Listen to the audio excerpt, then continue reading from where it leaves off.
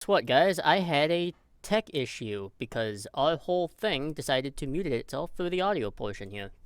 How dare you? But thankfully it will How be. much is this? But that is fine.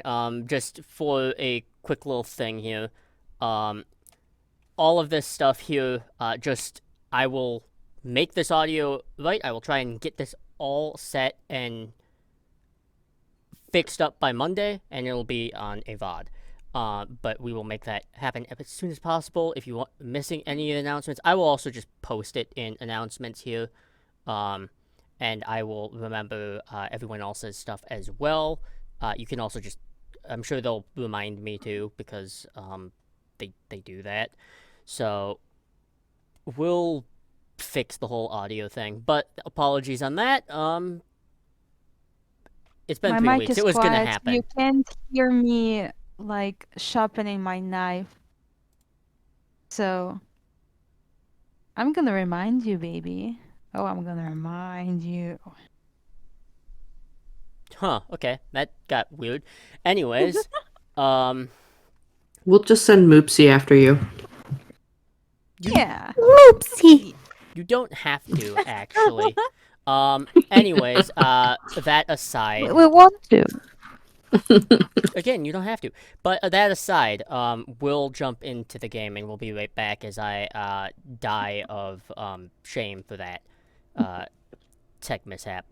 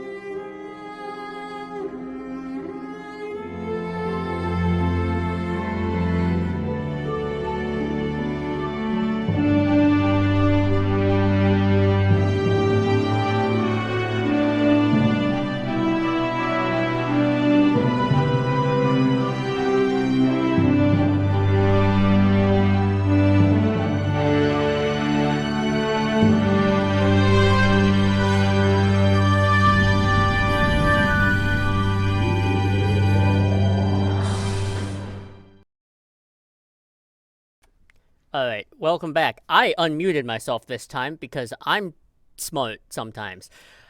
Only sometimes. Imagine that. A smart DM. Like, Ouch. this is my first.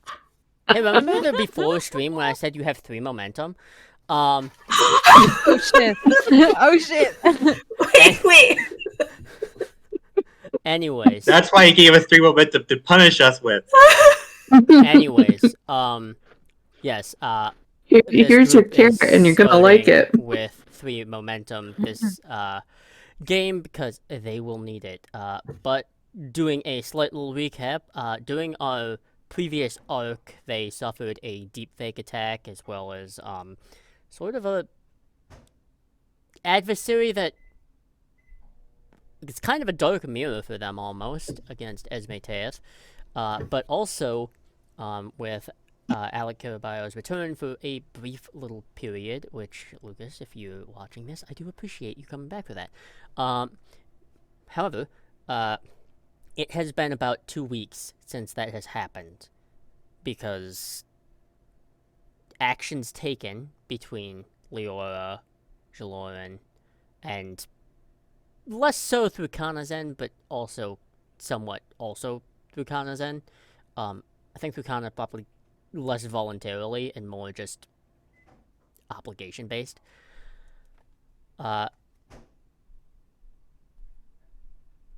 Kavai and Mira, you are spared from this for the most part, so I'm going to ask you this question right now. Do the two of you want to be in the United Federation of Planets, hearing in terms of a live, like being there in actuality within Paris, France, or do you want to just be safe in the Madrid safe house and just watch from a feed?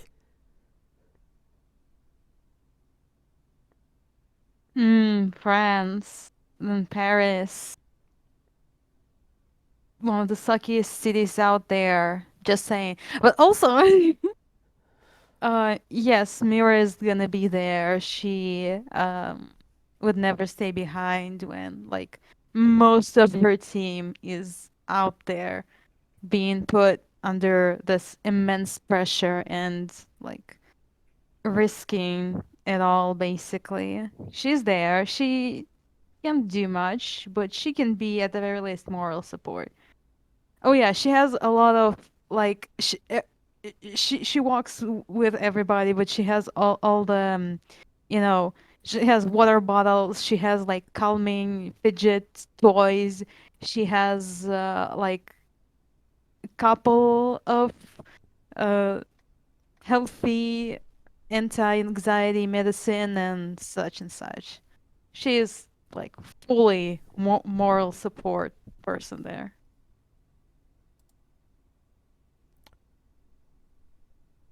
What about you, Kavai? Are you Definitely with everybody. okay? Or wherever as needed. All right. You will not be granted access to being in the same area as them, but you will be able to be within like a sort of think of like a very large, almost round like courtroom, uh, because there is within this area between your compatriots that are facing like actual questions and stuff like that. To set the scene here, it is a large, almost oblong building space here, and at the very back of it, there is a sort of risen up, sort of podium esque type of seating arrangement, whereas your team is placed off to one side and another team is placed off to the other side. Notably, I think Vi, you're probably the only one here, because you actually have experience in this, just looking around. The people that are present to hear these types of testimonies or trials or whatever you want to call this, there is not a single Starfleet member present in terms of judicial-based judgment. This is United Federations of Planets. This is not Starfleet. This is the bigger picture. Okay. Most I think that's actually like encouraging. Most notably, there is a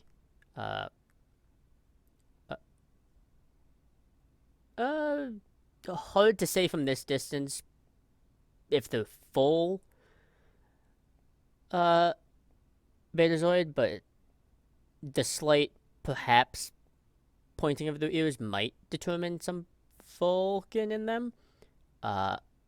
You don't know them personally, but this is this would be the Vice President of the United Federation of Planets, who is sitting at the very center. Oh, terrifying.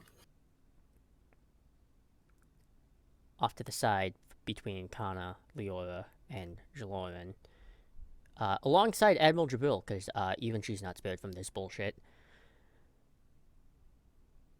is Loretta Jane Pride, who is here as well. She takes a look at all of you. Are you all ready for this, or do you need a moment? As ready as I'll ever be. Lyra just nods.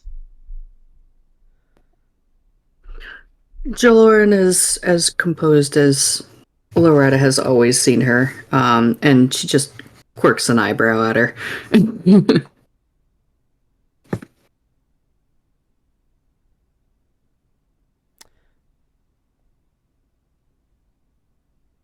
I was only here for moral support, Commander. Unfortunately,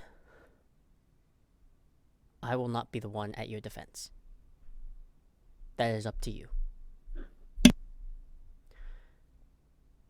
And she is actually going to walk off, and she would be, in this type of situation, she would be considered being on the prosecution side of things. Before she walks off, Jaloran just does do a subtle incline of her head, just to let Loretta know is like she understands and she gets it, and it's also an indication of like it's precisely what she expected. The group, the tribunal up front, kind of regards everything, and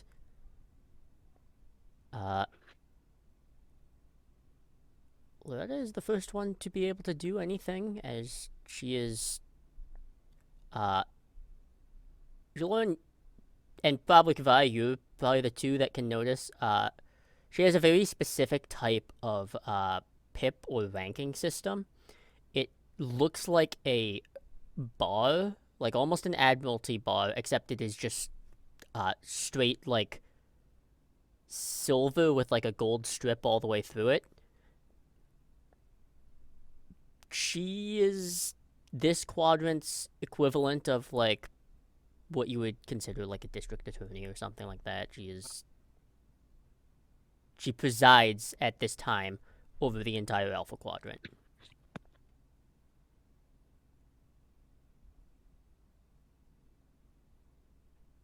Well then, I will start by saying that, Commander, we recognize your team's actions and the crisis it averted. That being said, Leora Mahone, may you please step up to the podium. Leora will just nod, stand up, walk with confidence, and stand at the podium.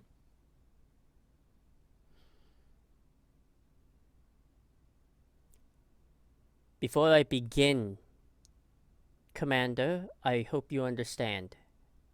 Any lie or manipulation or anything of the sort will result in demotion and likely imprisonment. Do you understand?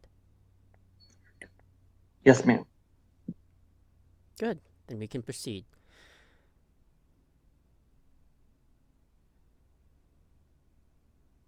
Commander, when did you become aware of your mother's, Admiral Mihil's, actions that pertain to Operation Twin Sword? Out of character, Joe. When exactly did we come? Like two weeks and a day ago. Basically, the whole time, like, doing that whole deepfake arc is basically when you became the most aware of it. Jaloran knew of it to some degree, but didn't know the depths of it, and your whole team kind of became aware of it then. About 2 weeks ago. Have you confronted them about those actions since then? No.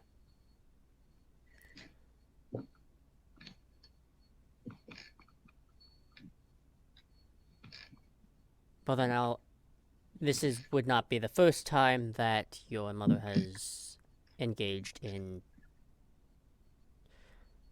actions undesirable to Starfleet or the Federation. Would it not be true to say that? That is true.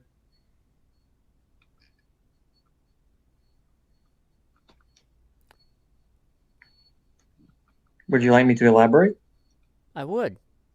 It's a lot more effective than me asking you a question and putting you in an awkward spot. Okay. Um, so when I was roughly 10 years old is when I can narrow this down to 8 to 10. My mother had my genetic code modified, specifically for heightened reflexes. There is definitely a lot of whispers that get tossed around. Um, and as those whispers get tossed around, I'm curious because, well, your friends are the ones primarily dealing with this. I am curious to know what Kavai and Mira think at this present moment, as these questions are likely, from what you can see, probably going to become more and more uncomfortable as time goes on.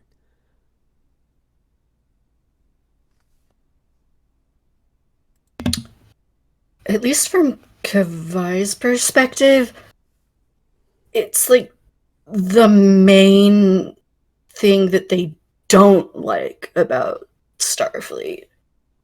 There are other little nitpicky things here and there and structural imbalances, but that's a problem that every culture has. But this one in particular, because she is also an augment, it affects her personally, and anyone capable of feeling or reacting to their pheromones would definitely get like hints of like a sense of injustice towards that.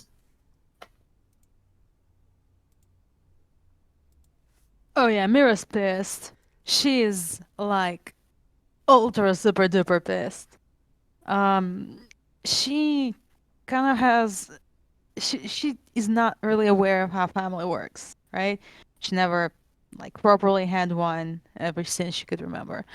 Um, but she is like sort of aware that family is like supposed to be someone who protects you, right, as a child, and experimenting on you and modifying whatever the frick they want is not something a normal family or real family should do. So just knowing that as a child, as like a little kid, Leora was in such a horrible position, it's taking her off. And especially the fact that now Leora has to like reveal this very private, very personal information to uh, basically everyone. It's, yeah, she really doesn't like this situation. But she's keeping quiet. She's just like making the mental note to talk about Leora later, maybe like asking if they need uh like some, psychological assistance of some sort. Okay, that's all I need to know. As the questioning kind of continues, um, Pride kind of stops for a moment and seems to ponder something.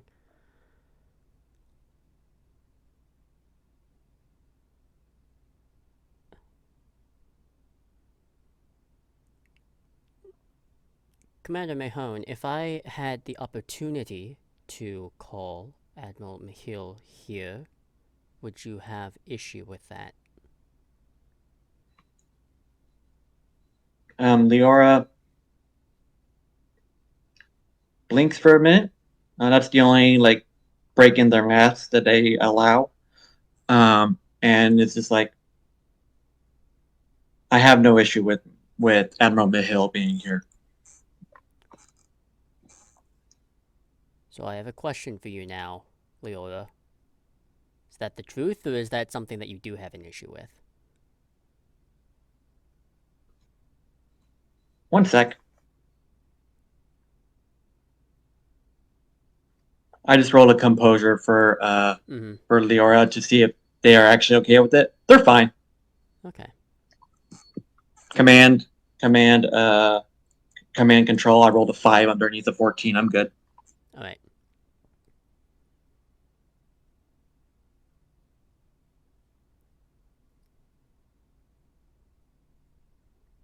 Thank you. Commander, you may be seated for the time being, as she turns to the tribunal-like council. I would like to put forth a motion to this tribunal, and they kind of confer for a moment before the Vice President does speak up. What motion would you like? This motion here is, of course, going to be met with resistance, I'm sure. But given our present situation, I think it prudent we do such. As of right now, this is behind lock and key between the United Federation of Planets and their ambassadorial and political aspects, as well as members of Starfleet. I would like to put the motion that this is a public tribunal. With security placements, of course, but all eyes should be on us. There's definitely some uproars between some of the Admiralty that's here that doesn't like that idea. I'm sure it's a little uncomfortable for some of you as well, in like, not necessarily for the necessity of it, but it is like, this was already a lot, and now it's becoming a little more real.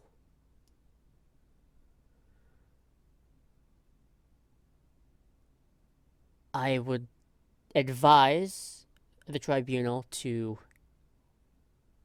take 30 minutes to make a decision while the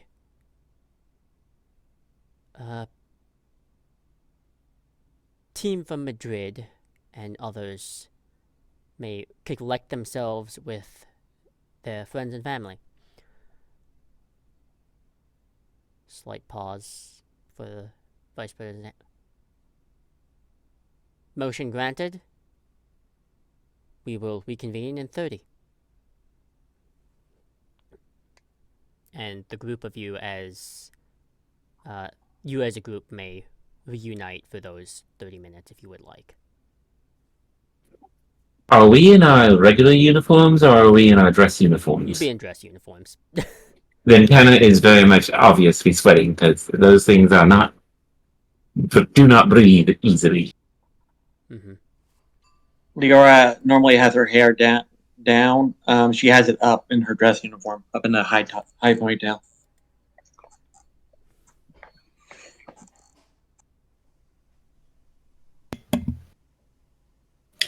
Well, this is going to be interesting. Is Chakotay back? Chakotay probably has heard about this and will probably make it to this, but it will be during the later half of it, because it's, even with the slipstream drive, it's going to take a little bit. I'm assuming my Aw. mother wasn't part. Yeah, that's the present. Was she? No, but given the question you were asked, she's about Yep. to be. No, that makes sense. That's fine. Oh yeah. GM, question. Would it be fair to say that I have had enough time to research the opposing council? Yeah, to some degree, I would say. Okay, I would like to be, like, filling in the rest of the group with what I've put together. Like, the general sort of, like, giving them, like, the poker tells type shit. Okay. You would find that Jaloran is very uninterested. This is fine. This is for everybody else. Kavai doesn't... No, they don't tell you shit. They know their place. Well, it's like, and probably one of the things you would have uncovered is that Pride and Jaloran served together on the Ross. Hmm.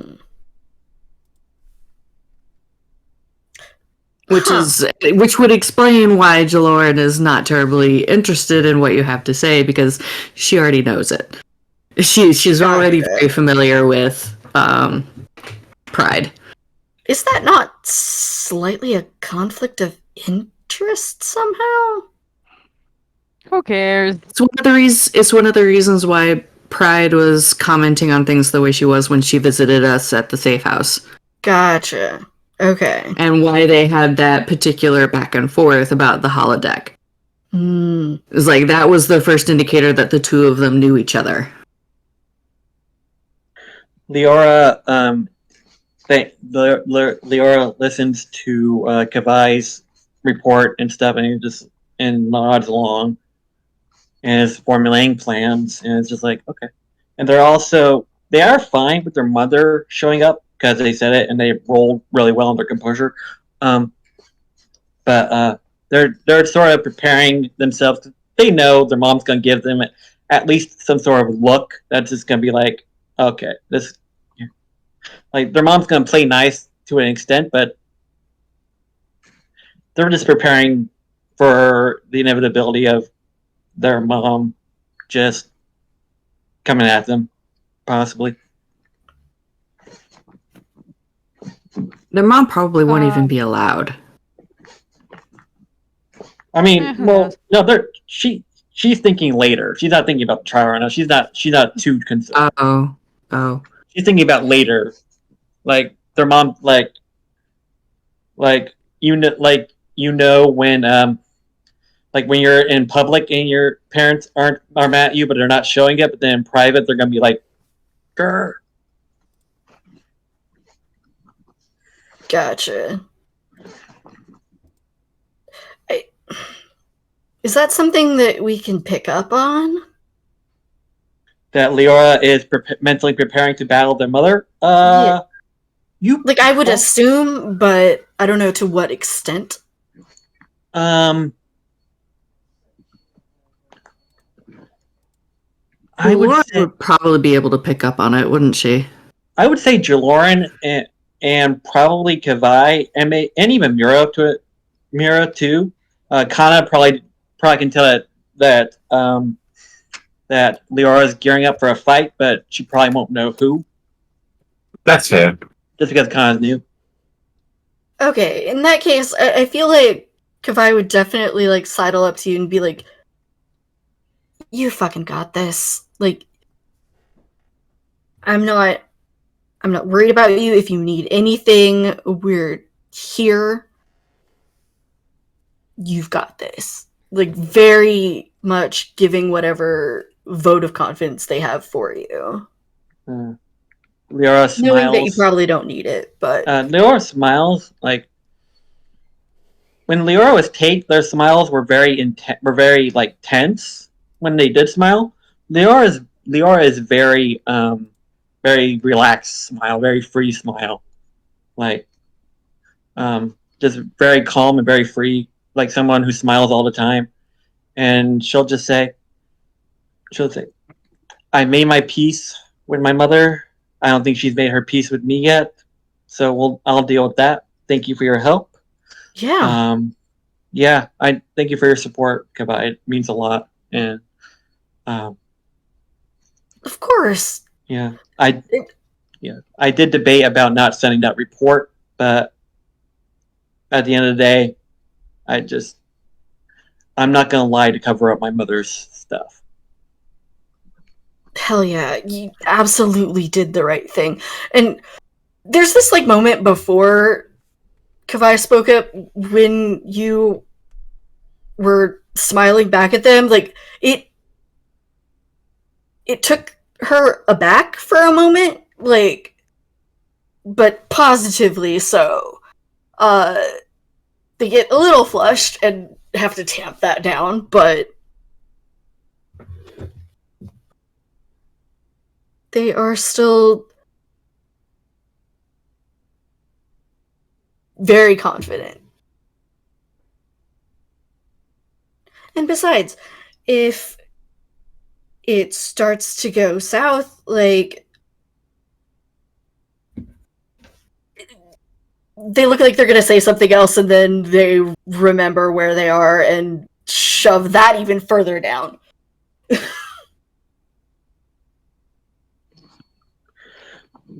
Leora will turn to Kana and Jaloran, and will just be like, "Are you two gonna be? Are you two okay? Are you two fine?" Like she's mostly talking to Kana because she assumed Jaloran's fine, but she's saying it to both of them.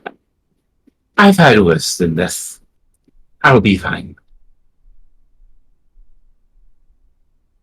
Lauren just gives Leora a reassuring half smile, but doesn't say anything in the moment.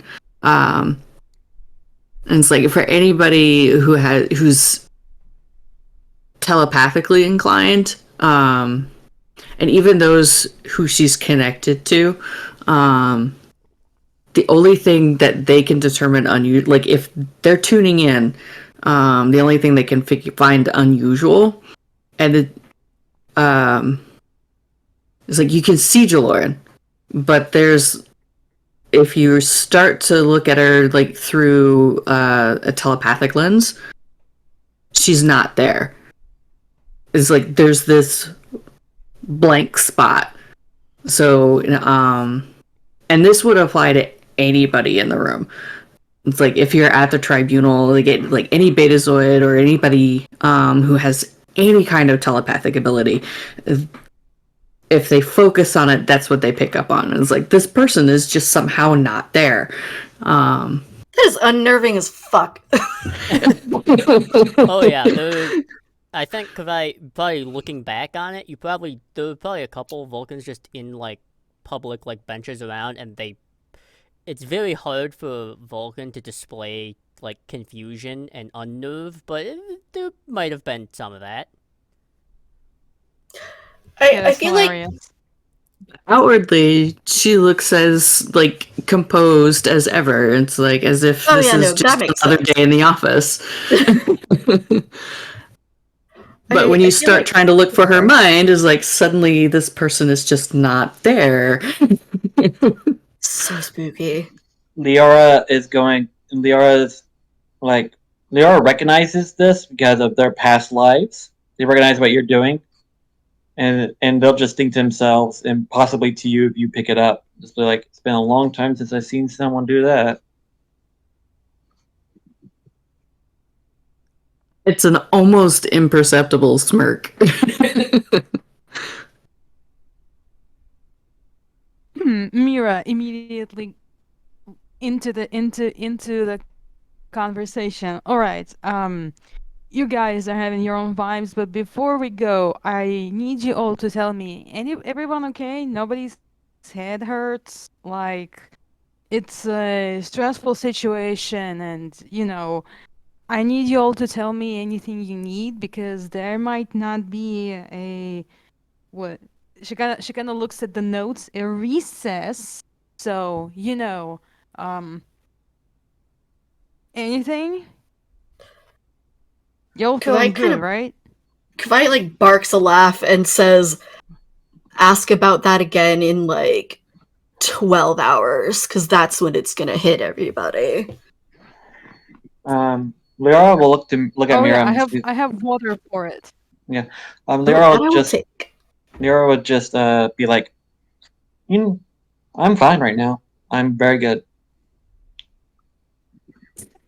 My father Okay, used to but tell me that some don't of hold it the in. I have vitamins. I'm good. Thank you. my father used to tell me that there were times when some of these hearings can last for days. So Yeah, I guess. Something tells me they don't want to drag this on for days, but I could be wrong. No, I get the same There is a feeling. chirp from all your comm badges, sort of like almost an alarm saying that time's up. As they walk, Mira leans to Kana like, Um, how often would that happen? The days thing? Is that a normal occurrence? Do they give breaks for, sleep? I assume so, but my father was never much on the specifics because some of those hearings were like ours at the beginning, not for the public eye. Okay, let's just hope that these guys are reasonable enough. Thank you. Sorry, I'm just hoping that it will work out. Let's hope so. And as Anna is heading with Jeroen and the rest, her face kind of goes to a stillness, like she's trying to do a poker face, but is very bad at it. Yeah, Mira's emotions are all over her face. Like, you should not point the camera on her when broadcasting. She's like, no poker face at all. Very similarly, Kavai does not poker face, but the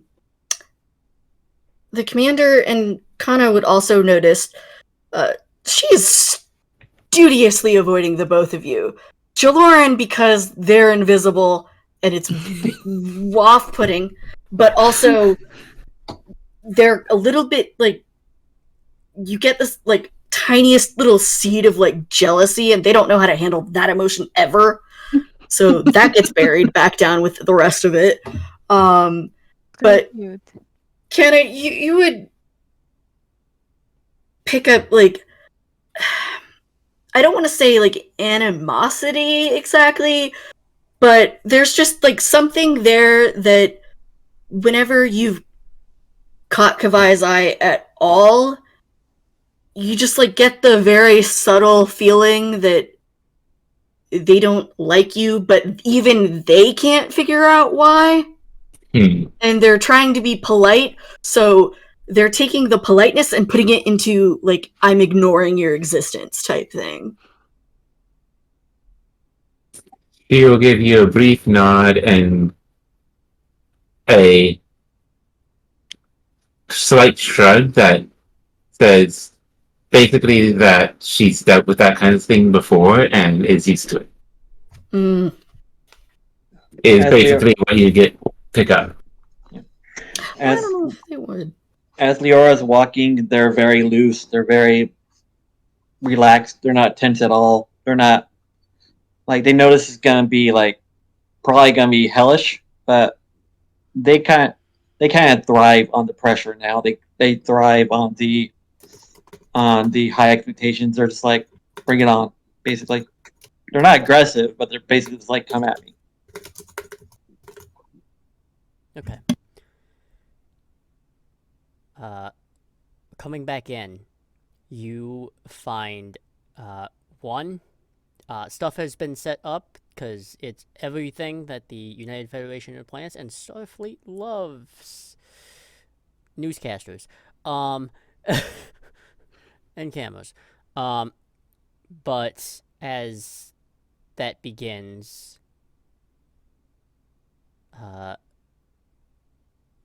Pride does take a little, is like conferring with a team of hers before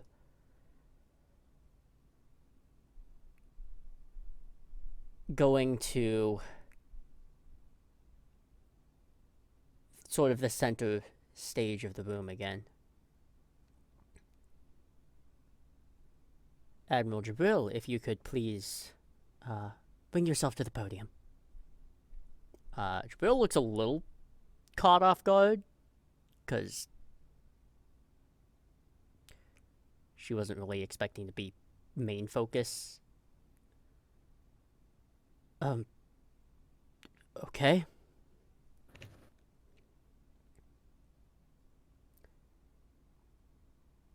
One question for you, Admiral Jabril, since you are, of course, a 4-star admiral and have information privy to very few.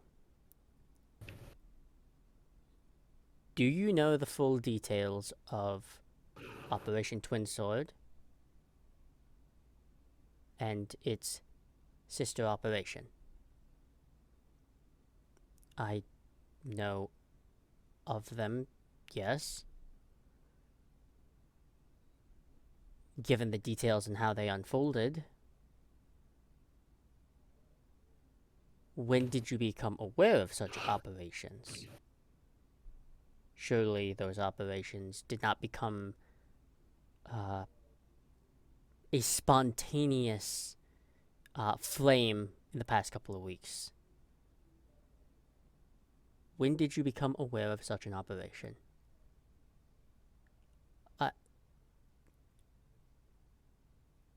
You are under oath, Admiral.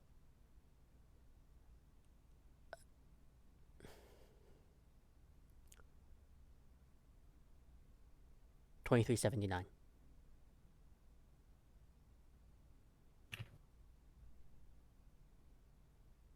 Do you know the full details of each operation? Not the one helmed by Jaloran, but I did know of the theory behind Operation Twin Sword. I wasn't part of the planning or strategic team. But you did know the theory behind it. Did you ever take time to protest? I did not. This was a wartime and hard decisions had to be made. Decisions made by 42 admirals and captains. Admiral. Nothing was volunteer. This was cloak and dagger.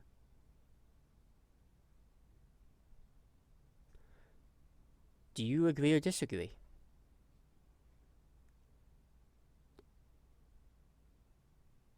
You've already kind of found, for all of you, you haven't interacted with Admiral Jabril a lot, but you kind of get the sense she doesn't get caught on the back foot very often.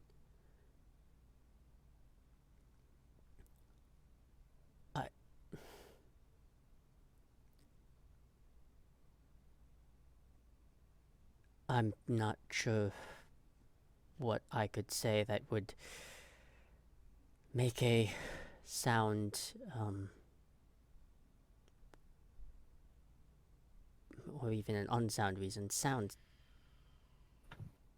right.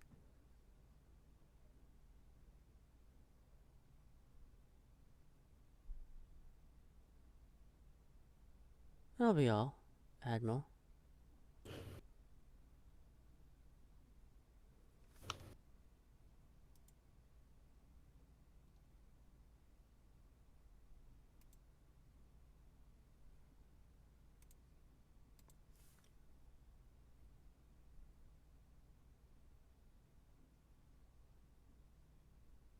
Yes, that is,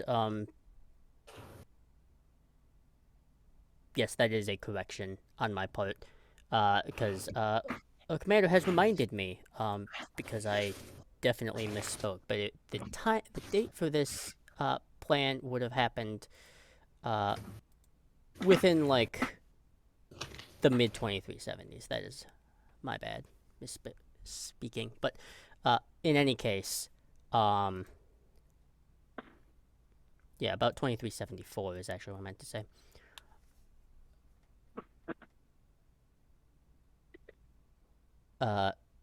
As Admiral Jabril is walking back to your sort of bench area, it's interesting to see a 4-star admiral kind of be asked questions that kind of kicked them down to feeling like an ensign again.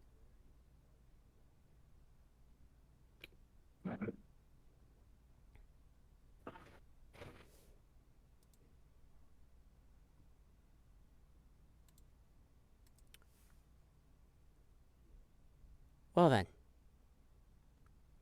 I think we know where this is going next, Commander Jaloran.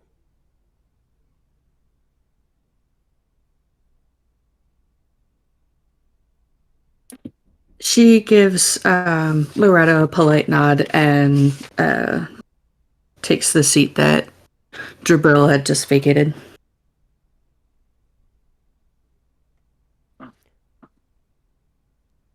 Obviously, in terms of intelligence, compartmentalization is important for security reasons of missions.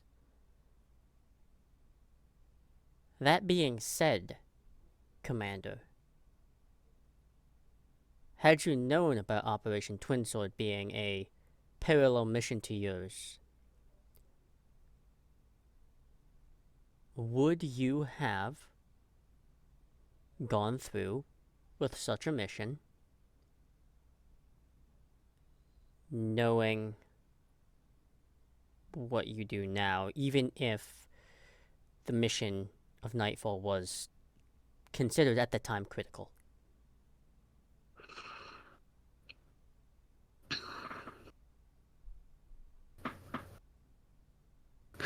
Had I known then what I know now, I would have voiced my objections much more strenuously.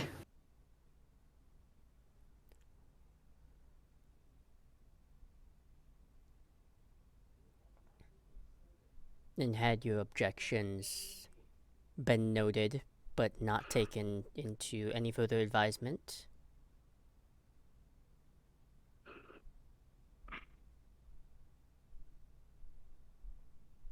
Would you have continued the mission like normal?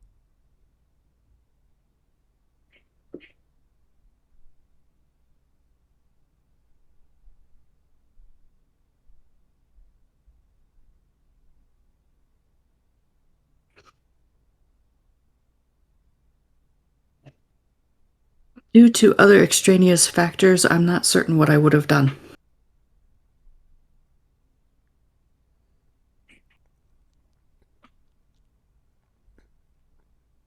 Perhaps a different question then, one more recent.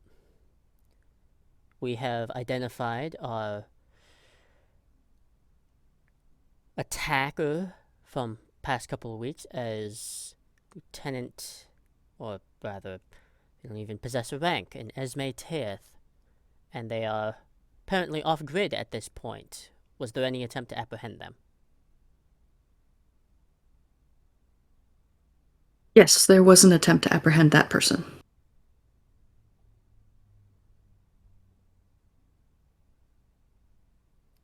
Given their transgressions as of late, will there be any further attempts?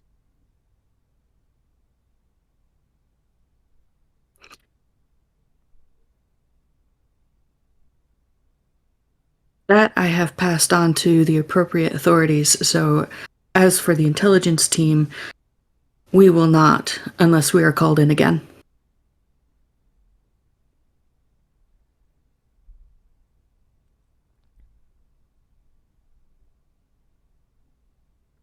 Thank you, Commander. That was very insightful. But a final point of note.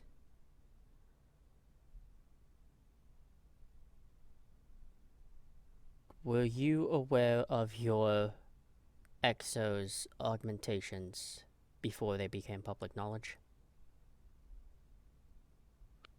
I was not.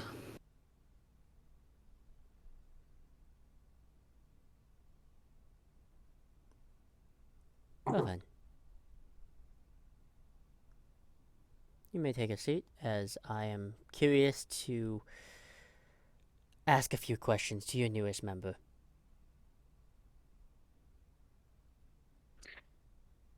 She nods again and goes back to her seat.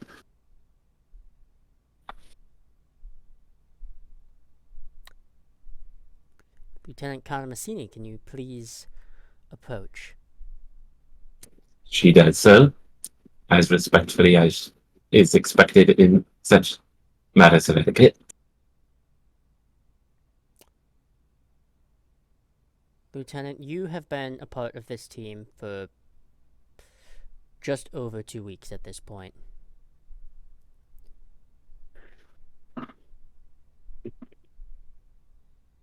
Do you think that your commander's unorthodox approach to problems can at times be incredibly risky. At times they can be, but sometimes, as the one great James T. Kirk said, risk is our business.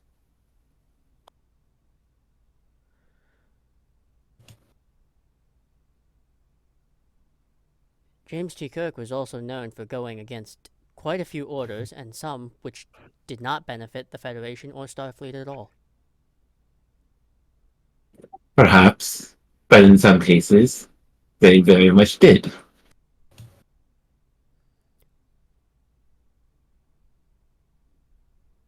We would not have the peace with the Klingons if it were not for some of his unorthodox methods.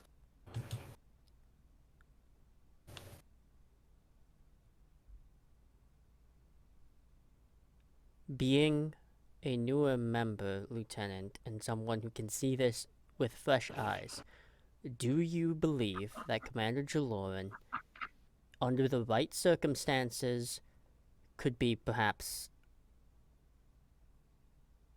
a little too blind to see their own problems when it comes to a command style?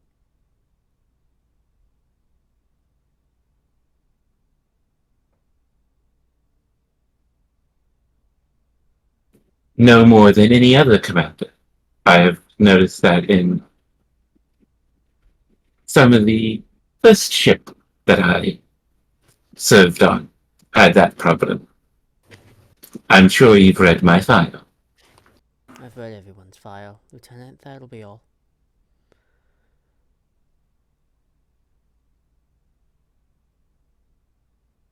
And she makes her way back to the bench. I do believe this tribunal has a lot to consider for the first half of the day. The rest of you are all free to take a break until you are called back. Do understand your limitations, of course, are you are not allowed to leave Earth until this has been resolved.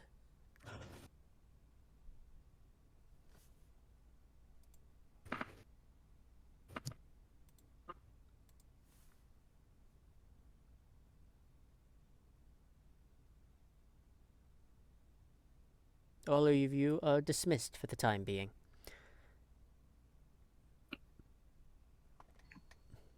Liara gets up.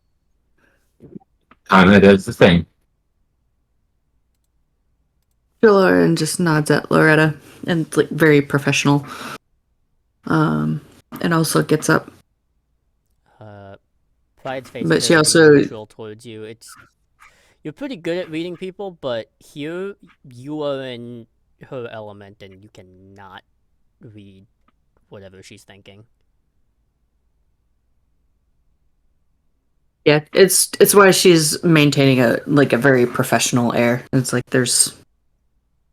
we're in Pride's court, so but she does glance over at Jabril to kind of assess how the Admiral is faring. She's recomposed herself for the most part, but you can tell kind of the way kind of the sides of her eyes are wrinkling, her brows slightly furrowed. She feels kind of a little stupid for being almost what she feels like being baited into that question.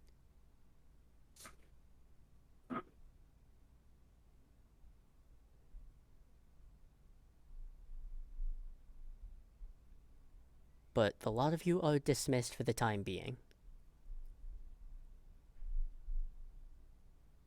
You may reconvene with your group and talk amongst yourselves. Those weren't too difficult questions. I'm kind of surprised she saved me for last. I would have expected Commander to be last. I'm kind of surprised she hasn't asked me more questions.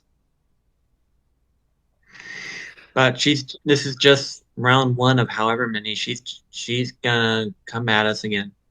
I expect.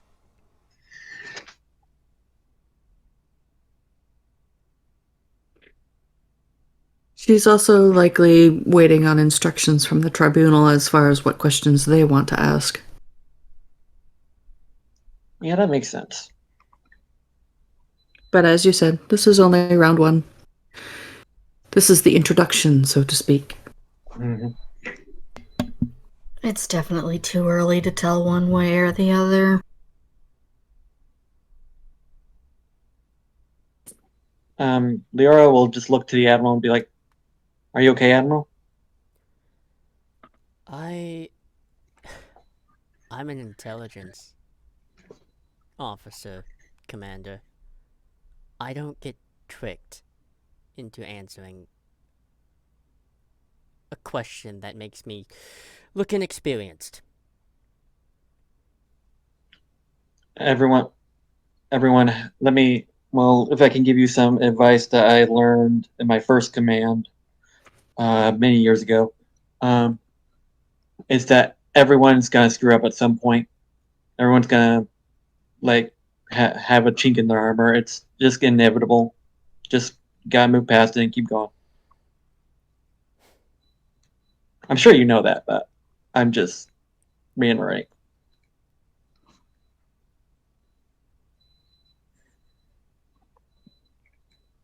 Yeah. She wants to get us off foot. She wants to put us on the back foot, and she wants to make us uncomfortable. Let her. You can. We can adjust. It's just like any piloting. You find an obstacle, you go around it, you avoid it, you dodge through it, you do whatever you gotta do. You can also lean into it. Let them think they have you. That too. I on one hand, I agree, petty officer, but on the other hand, I feel like if I do that, that's almost a form of deception that could hurt your entire case structure. Because don't forget they have betazoids amongst. There's just this full body, almost like Ghibli-esque, just shudder, and they cannot help it. Well, the rest of you should maybe find a restaurant around here or something. I'm going to go back to Madrid and rest in my apartment and reflect on the past 10 years of my life. I will, sort of reach out and, tap her on the arm before she fully leaves with that. No, you trust me. You've got this. We know that we're doing the right thing.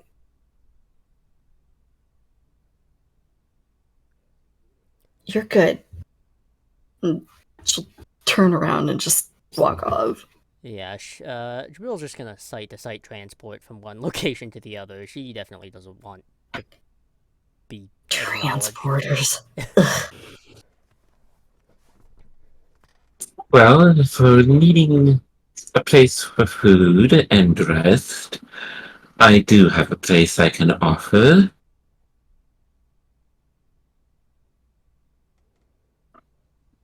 Please elaborate. The family home is about an hour out of Paris.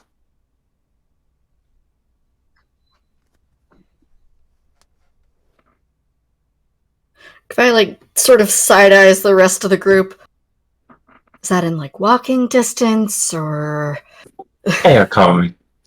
My father is much like you, Kadai. He does not like transporters either. you get the absolute unveiled her nose curls at that one. Can you give me the address? I think I'm going to walk around the city for a little bit. I'll meet you there. I'll do whatever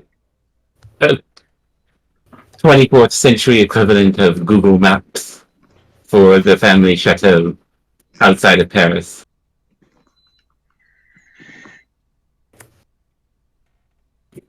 It's basically a 17th century chateau that's been updated to 24th century standards. Nice. Leora will just log it in. Commander, everyone else, I'm gonna walk around, just think about some things, and I should meet you back at the chateau. If I don't make it back there, I will contact you. Let us know if you want company, I guess. Thank you, Kavai, but I'm just gonna walk around for a little bit. They'll nod.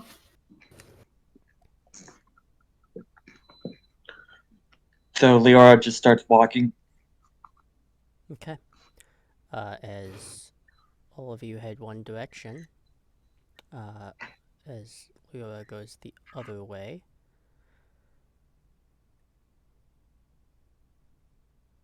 Kana's estimates of it being an hour is close. It's actually a little sooner than that. It's probably more like 40 minutes. You could maybe attribute to that, like, standard, like, air traffic here being lighter due to everything that's literally happening right now. As you get there, it is a very nice looking chateau, but there is also just an air of almost heavy diplomatic propriety to it.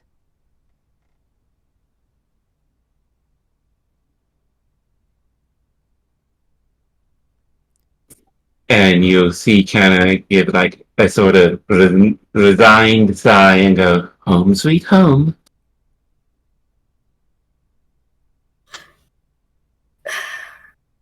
Kavai will give you a very, like, honest, like, not meaning for it to sound in any way insulting, but, like, this is very quaint. Very pretty. Do you have, like, any sort of, like, garden out front? Anything like that? Nothing that would impress Boothby, but it does have gardens. They'd probably stop at, like, whatever, like, flowers. It's just so different than home. They were never planet side kids, so anytime there's nature around, it's, oh, I'm outside. This is nice, sort of. You any sort of peace and sort of composure you had, Kana, is going to be a little rougher now, because you do see the somewhat imposing figure of your father.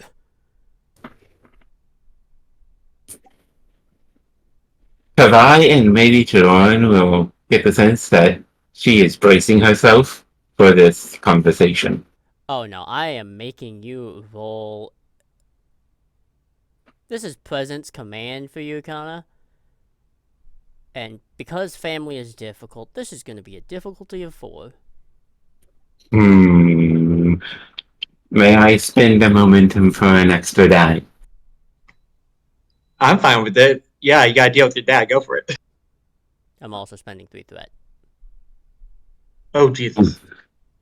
You also want to use that diplomacy focus? Probably. And I assume my talent in, no, my focus in composure will probably apply here. That one, I myself would say yes, but I'm going to let that be up to you. No, she's not composed right now. So it'll just be the diplomacy focus.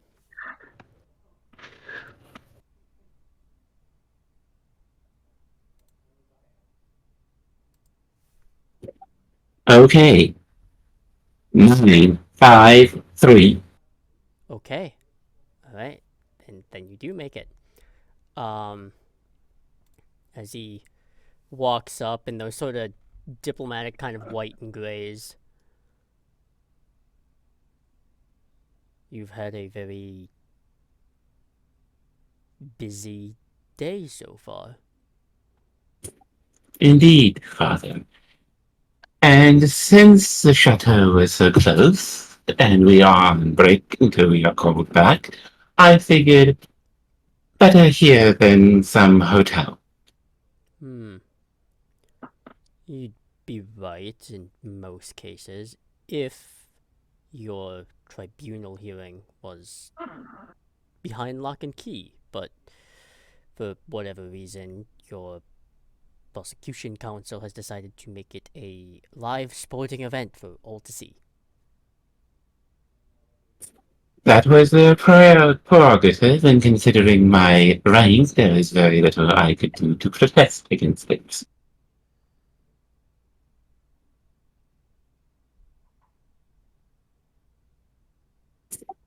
In the meantime, may I introduce my commander, Jerome?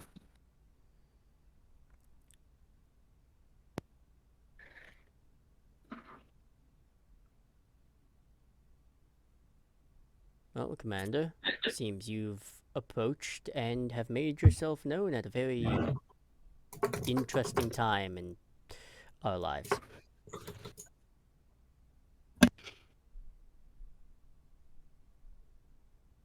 It wasn't exactly my choice, but it is a pleasure to meet you, Ambassador. Pleasure's all mine.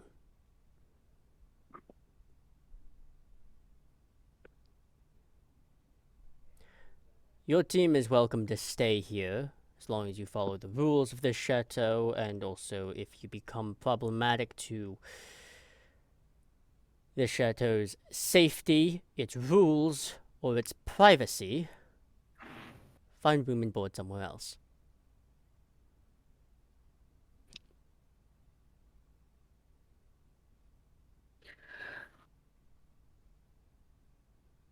I'm certain you will be pleased to know that I don't intend to stay much longer. Well, someone can bring me good news. And you're just gonna leave.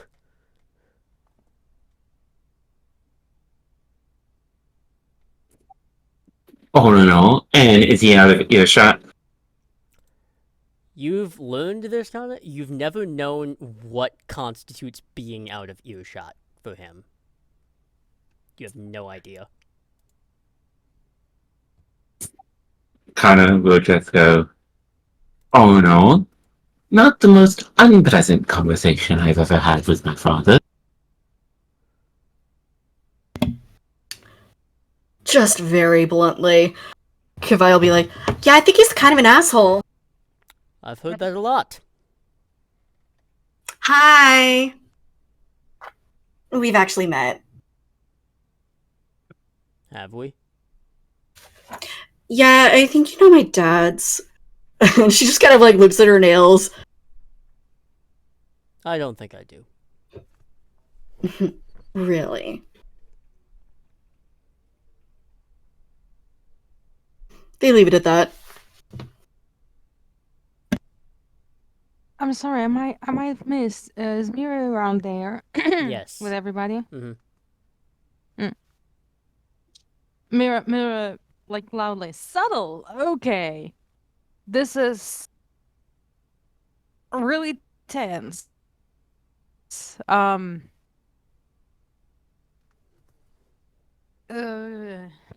she's like super clueless, so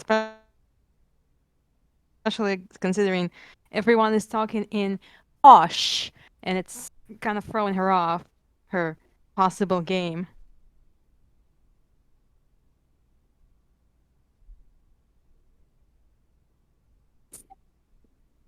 I think we will use the blue room until we are called for by the tribunal. Doesn't really say anything and will turn around and head to a separate sort of building off to the chateau area, and this is its own little diplomatic suite where he apparently is engaged in his own little duties, because even though stuff is happening for you guys, I mean, stuff around diplomacy is always going on, so. Duties. And I Like, go ahead, Bill. sorry. Miri kind of frowned and not even a goodbye? Diplomats really, like, supposed to be kind of polite, no?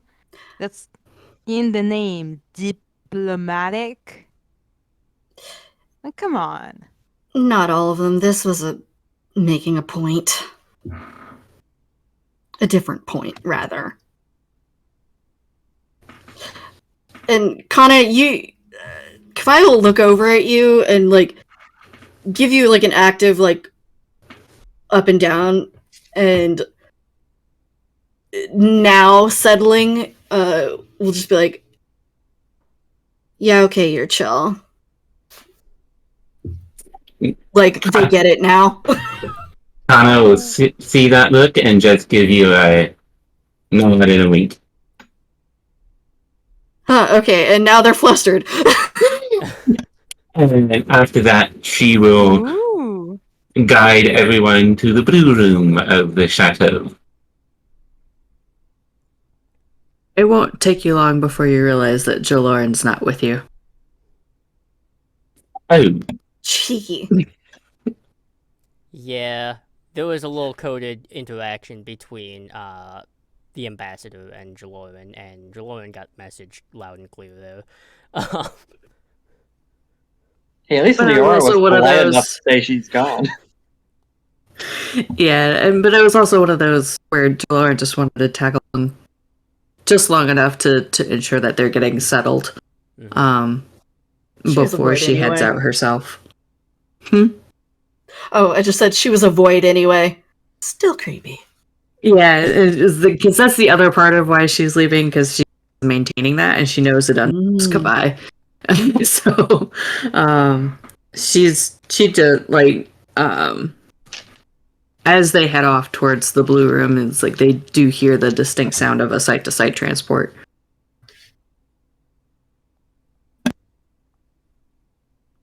Okay. Just for location wise, part of the team's in the Chateau Blue Room. Leola's walking around. Jaloran, where are you going to be at? She's home, Okay. so just outside Madrid. Okay.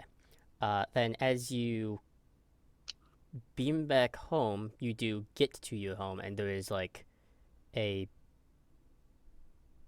your home area is being hailed via actually USS Voyager.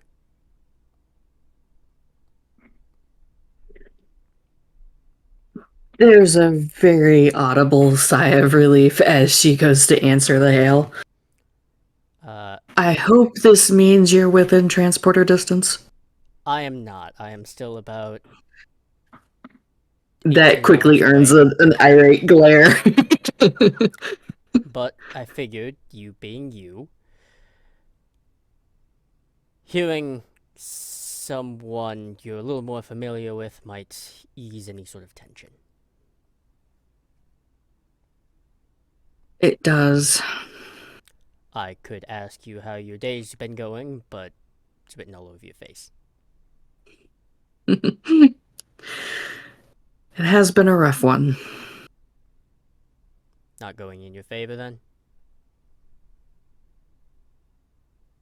Hard to tell. It's certainly not going in Starfleet's favor. I've only caught the back half of your latest healing portion, but your counselor you're up against is she's something else.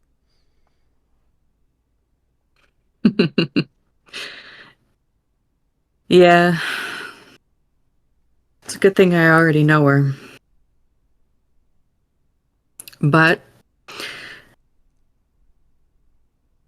Well, it if you is her know her, field. well, if you know her, maybe she'll go easy on you just a tiny bit.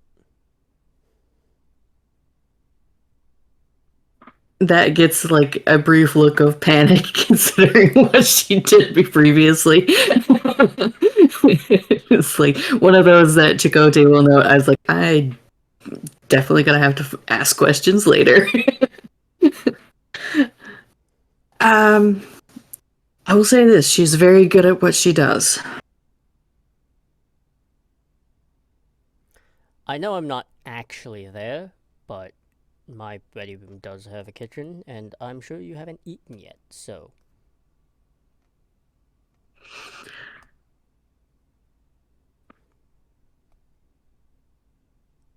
That would be wonderful. And who knows, before you get dismissed or you're imprisoned, at least you'll have eaten and will be well fed.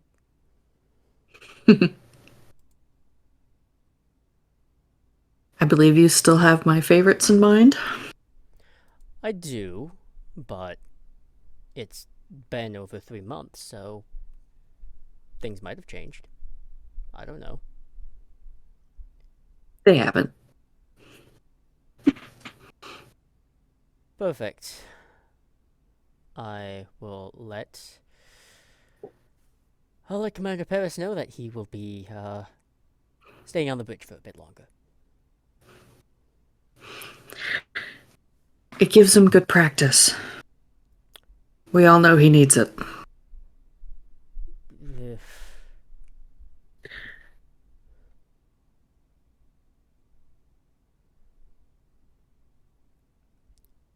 There's like a look on his face like he's had a recent near-death experience that has been ingrained into his memory and will probably never leave.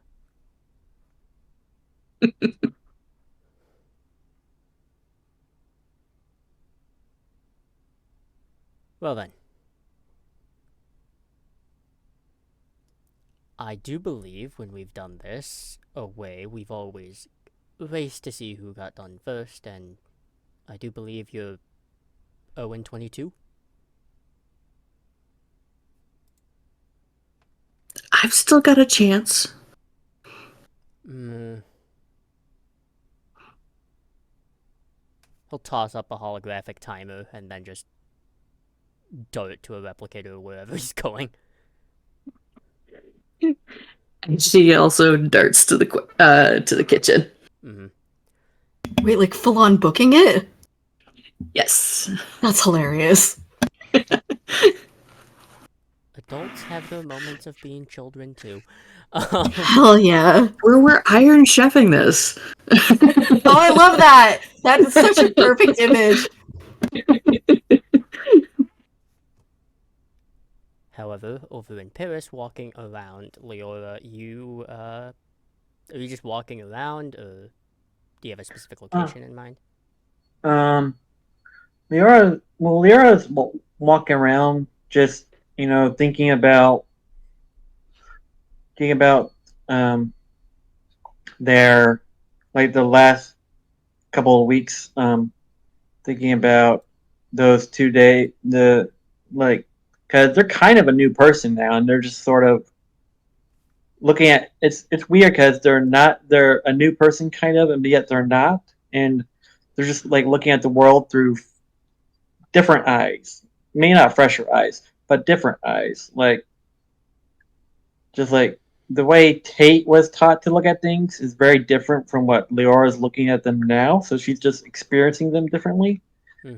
And she's also thinking about, she would never say it out loud to anyone, but she's also thinking about her basically playing chicken with her name just literally slipped out of my head. ADHD did it again. Esme. Yep. SVTF. Her basically playing chicken with SVTF and going over that in her head a little bit. Because in the moment, she was like, I was making the right call, even though she didn't know that it was a bluff and that she could have like destroyed all of the West Coast. Mm-hmm. She knows that, but she still thinks she made the right call. But she's trying to figure out like if there was a way to tell because she didn't have all the information about SBTS. She didn't. She was just going off of Yeah, her. it's that thing where now you know it was a bluff, but at the time you didn't, and by extension, you gambled basically over 1,000,000 lives doing that. Yeah, and she hadn't let herself like fully recognize that she did that because she immediately went investigating like what happened to Kadan's ship, her ship. It's her ship, not just Kadan's, it's her ship, and that didn't really get a lot of traction right there. But she was basically trying to distract herself from doing that. But now she has time, and she's like, part of her is a little scared of the part of her that did that, just a little bit, because she's like, in her head, she's like, that's a call my mom would have made. Mm-hmm. That's a call Admiral Mahill. That's an Admiral Mahill call. Because she's doing the math in her head, and she's like, she knows how dangerous Esme is near a computer, and she wanted to be near a computer to turn off that program, quote unquote program, and she was doing, and at the time the math she was doing was she could have compromised all of Starfleet's for all Laura knows she could have compromised all Starfleet systems within that 6 minutes that she needed, Mm-hmm. and done and killed millions of people, billions of people, trillions of people instead of just a million on the Earth. So, she's like, even she's like, that's an Admiral Mahill call, but it's also kind of like even her training would have made her make that call, her like command training, because you have to make tough decisions. Mm-hmm. Like, and she's sort of wondering. She's sort of wondering. She got lucky. She got real lucky because, and it's sort of hitting her, and she pulls out her data pad, and she's gonna call Vivica. Okay.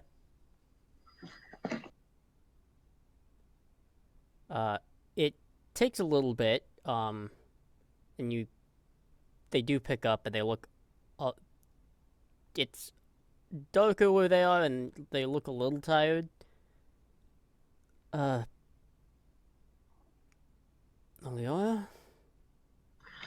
Oh, I'm sorry, did I wake you? I mean, from what I understand, you're in Europe, I'm in the US, so Oh, I'm sorry. I forgot. I'm sorry. you'll be fine. I'm awake now, so Yeah, I needed someone to talk to that wasn't on my team, kind of. I just like this is stupid. We barely know each other, but you were the first person I decided I was like I need to call to talk to. so your idea was to call someone from internal affairs to get insight? I mean, I can do No, I'm that. not. No, I don't need insight. That. I don't need insight on the trial. I really don't. I'm not too worried about it. I made the right call. I think I did anyway. I just did you have access to the report I sent in about my encounter with the terrorist? I did, and the commander is well, he's having a field day with it. If I'm being perfectly honest. I'm not going to ask you to give me any details, so don't worry about that. Well, you know I can't anyways. I know you wouldn't. It's just you're pro. I'm feeling that decision, the decision I made now, and without going into too many details, because I don't want to compromise you or your position.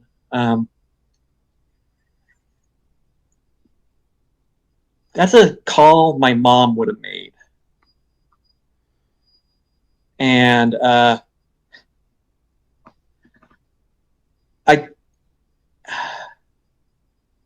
I didn't think I'd become more like her after I got the pools. After I went into the pools and got my and got full access to my memories. Okay. Leora, I'm gonna tell you something, and try to not get too offended by how I say this.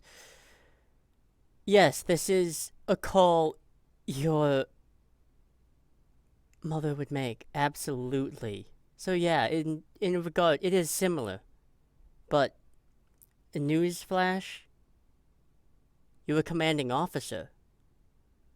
You, you're a commander. It is a call that a commanding officer or an acting captain or even an admiral would likely make in that situation.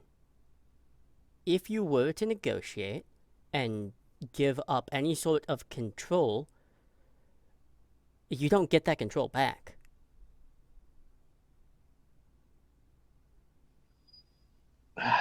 Leora actually sighs and smiles when she says that. It's like, okay, that's exactly what I needed to hear. Thank you. That being said, was it a little stupid? Yes, but the other option, equally dangerous. The other option was to let a possible mass murderer access a computer at for 6 minutes, and she's really good at computers.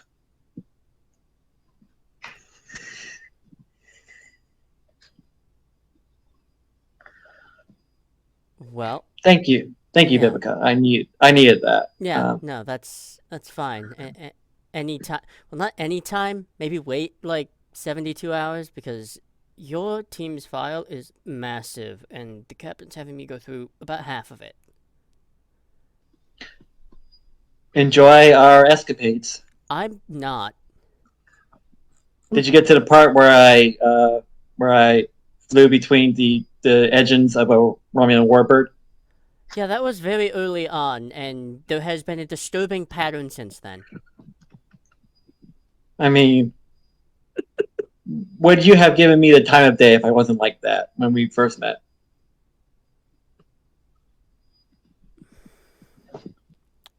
I'll talk to you later. See you. All right, bye. Gotcha. Leora is feeling much better now, and yeah, she just needed outside perspective a little bit. Like she knew everything that Vivica said to her. She knew it all, but Sometimes you just need to hear somebody else say it. yeah, she'll make her way to the chateau now. She'll like take an air taxi or something, or site-to-site transport. There is a beep at from your communicator, actually, Leola.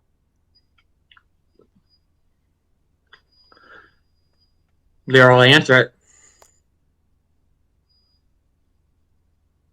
It's quiet for just a moment, but then your mother's voice does come through. I think you and I should talk. There's a restaurant I just passed that doesn't got many people in it. It's got good food. It's got your favorite actually. I'll see you there. And it All right. takes off. And that's when we're going to take our break. I knew it. I knew it. I was looking at the time. I was like, "You're gonna pull this on me, aren't you?" Yes, I am. Because I am that person.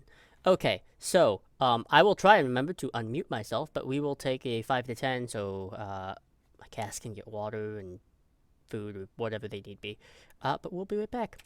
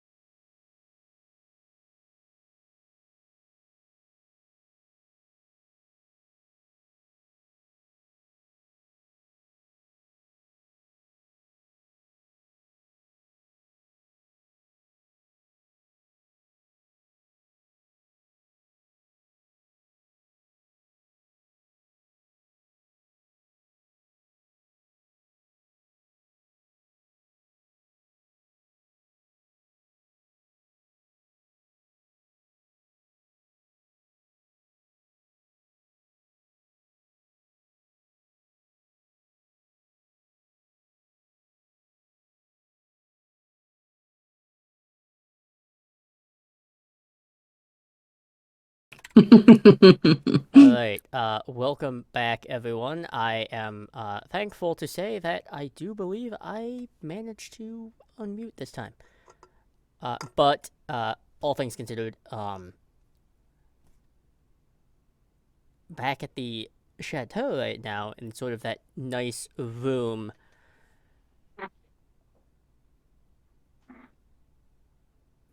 What are Kana, Kavai, and Mira doing at this stage?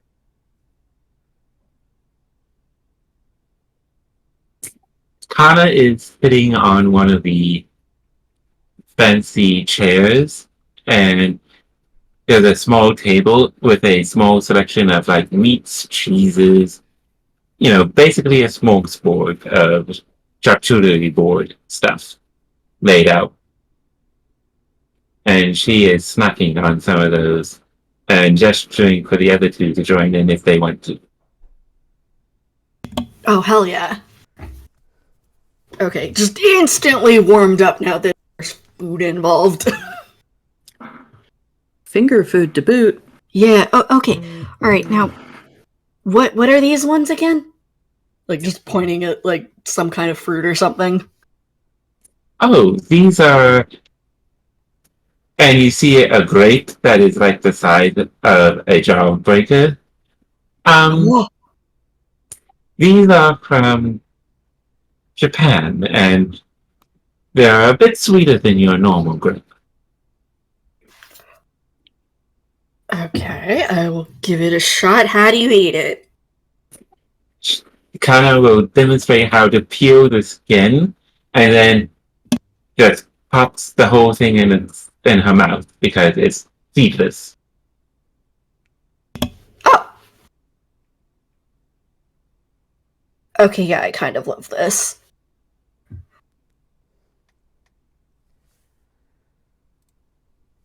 They will also have... Are we allowed to have, like, our tech during all of this shit? Yes. You are allowed to have your tech, however, when it pertains to your own case, you may not look into it. Cool, I'm snooping at everybody else's shit. Nice.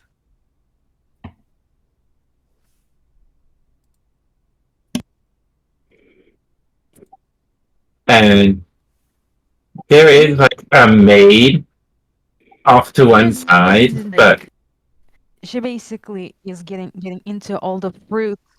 go ahead, little. Oh, sorry. Could you repeat that? I didn't hear it. I was just saying that there is a maid off to one side, basically being a lady and waiting for anyone who wants anything else from the kitchens.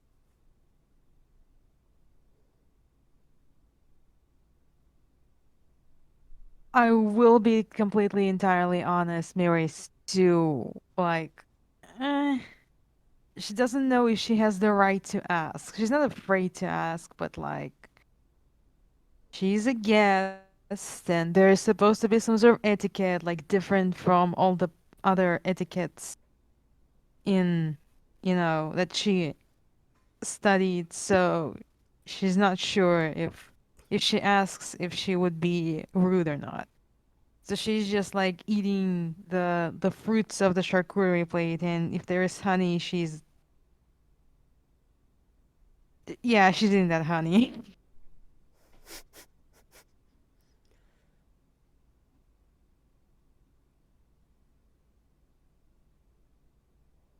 Right.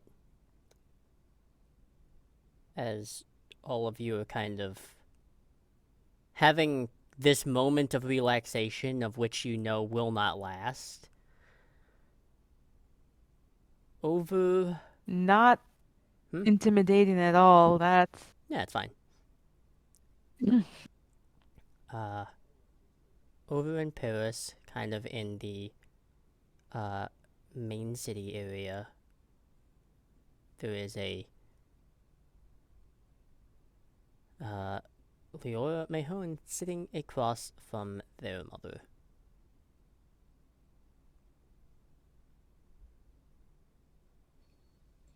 Leora I think Leora's mother would definitely notice that she is much more relaxed than the Admiral has ever seen her. She's not tense. She's not being formal.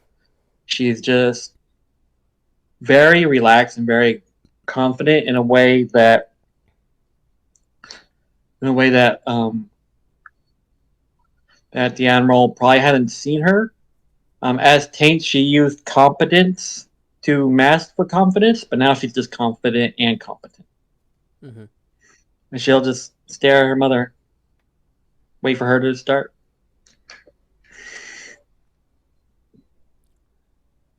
So I apparently got a summons to Seoul this morning, and Mm-hmm. I have a feeling it has to do with you and your team. Yeah, they asked if I had any issues with you being there, and I said no.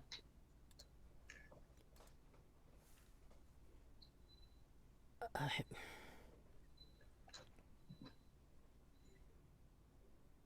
are we sure that's a good idea? They already know I'm genetically modified.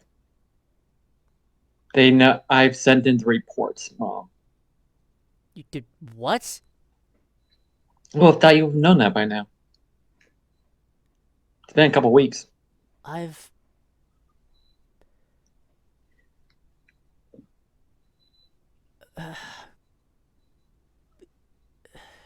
Okay.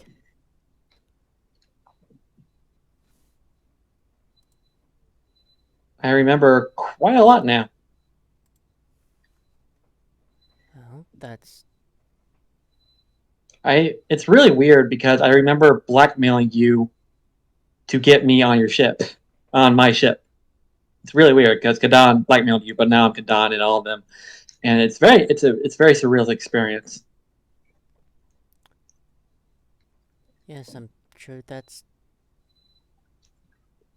fascinating. I'm just. I guess I'm trying to wrap my head around. You should probably shore up your own defenses because they're probably going to come for you too. What would they come for me about? If you don't know, then I probably shouldn't be telling you. Right. That whole bureaucracy and all that. Yeah, but as far as anyone knows, we're just having a lovely mother-child talk. What did you want to talk about if it wasn't this?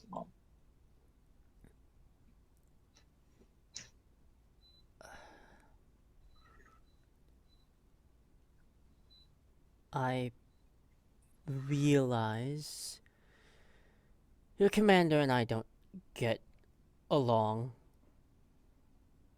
like, really at all. No, you don't.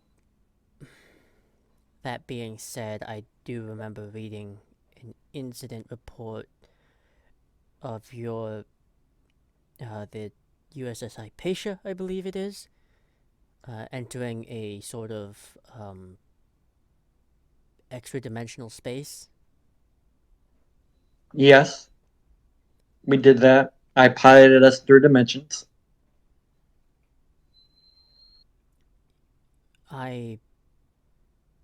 During one of my recent diplomatic missions, we came across a vessel that had experienced, similar, um, not a big vessel, mind you, a tiny little, well, I think the Klingons call them target practice, but they're an Orberth class, so fairly forgettable. I mean, if I'm behind the wheel, they won't catch it. But anyway, Right, that's beside the point. yeah. So someone else is experiencing these multidimensional ships Uh, that we got. yeah, this one was fairly old. This one was just a heap in space at this point, probably a couple decades old. But I got me curious, and I did some research on K'dan's old vessel, and it sustained a weapon damage to some sort of that I can't recognize, but is similar to the readings that the Hypatia took while in the rift, I guess we'll call it.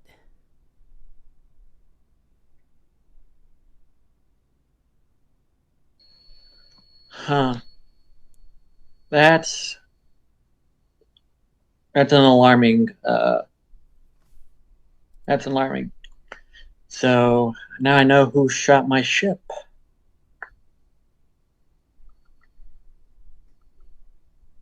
At least I have an idea of who shot my ship. That's good. I've been looking into that for a while. I haven't really come up with stuff. Thanks for letting me know. Is there any reason you didn't let my commander know? She's technically in charge.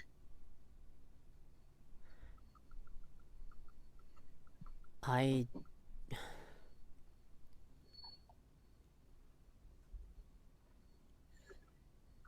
Your commander and I did not have the best parting interactions, and I don't really want to put myself in an awkward position where they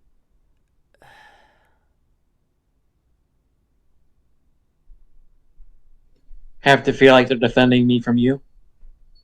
yeah, I guess. Don't worry. Commander Jaloran knows I can take care of myself now. I couldn't because the Hone symbiont wasn't completely synced to me, but I can now. I'm very good. Right, I'm just...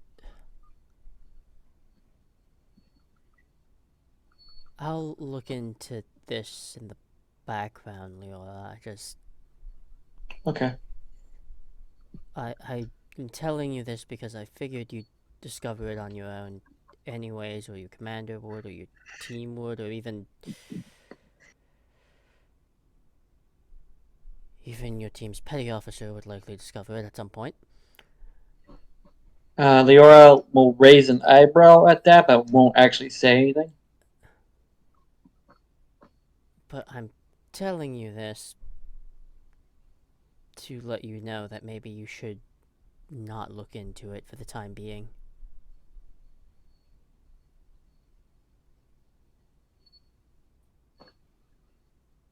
I don't... Why? We know very little about that space and what they are capable of. They killed my people, Mom. It, Those people were under my command.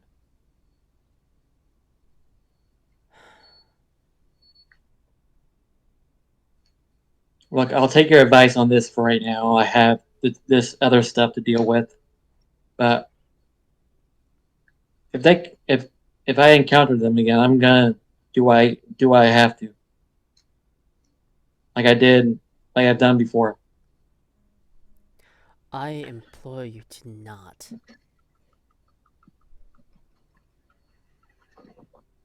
Leora looks at their mom for a minute, and it's actually taken it back slightly. It's just like, you're scared. Yeah, of course I am. I haven't seen you this scared. And I think the admiral will know what she's talking about. Like, but Leora won't say it out loud.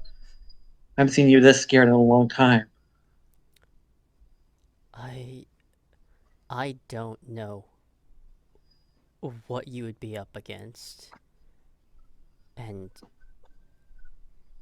I've consulted with a couple of people from the Daystrom Institute. In terms of files and how dangerous they could be as dangerous as the unnamed species that Voyager discovered in the Delta Quadrant. It's very likely. I understand that, Mom. But and if you've had access to my team reports, you know, well, they're gonna probably come back again in not great ways, and we're gonna have to deal with it one way or the other. So while maybe I won't look into it for right now, I am gonna encounter them again, and I'm not gonna let them take another ship from me.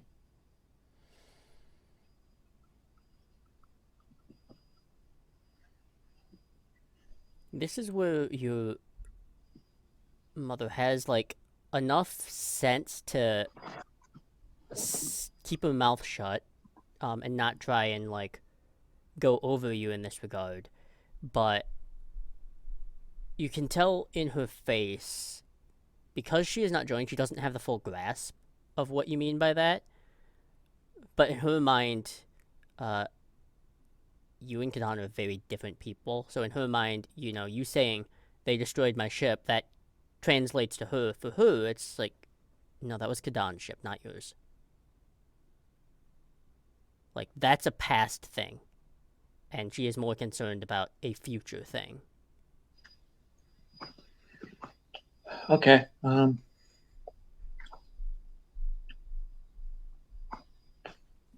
You know, no, thank you, Mom, for telling me this. I really do appreciate you and appreciate it.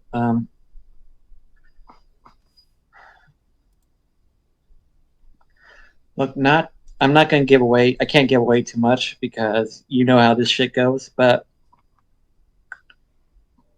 you're gonna, it's gonna, things are gonna happen that you're not gonna like, and just prepare yourself for tomorrow.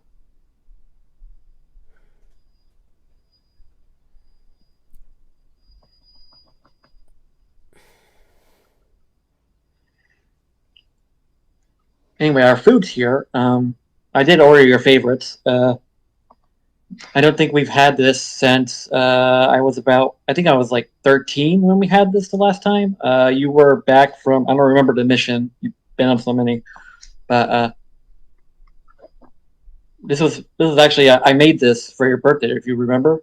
It wasn't very good, and but I just like these people obviously do it better. Yeah, but they didn't have the same sentiment. Mm-hmm. I love you, Mom.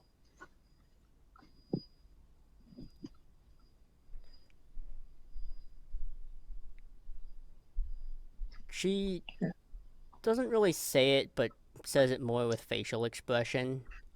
Yeah, Because that's just kind of who she is. it's who she is now. That's not who she used to be, but it's who she is now. And like Leora can't help but superimpose the face of the happy mom that she had Mm-hmm. all those years ago with her dad over this stricter, kind of colder person is, and she like her mom can probably read this because Lyra hasn't changed that much from Tate, but Mm-hmm. she gets a little bit of a wistful smile to her, where it's just like, where it's just like, I would have, where it's just like in her head, she's not saying this out loud. She's like, I would have loved being that woman's child.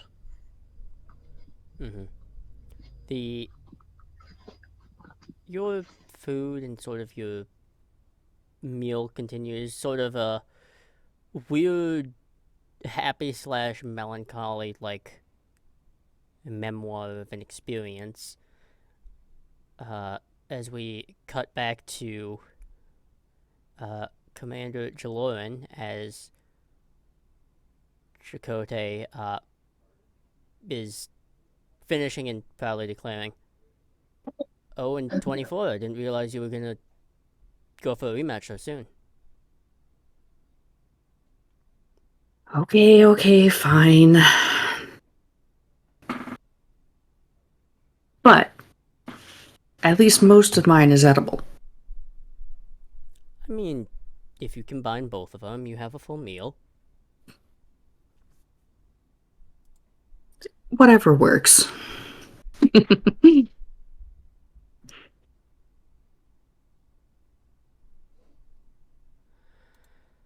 I, right. So you're hate to bring you back in the spectrum of impending doom for your team, more than likely, but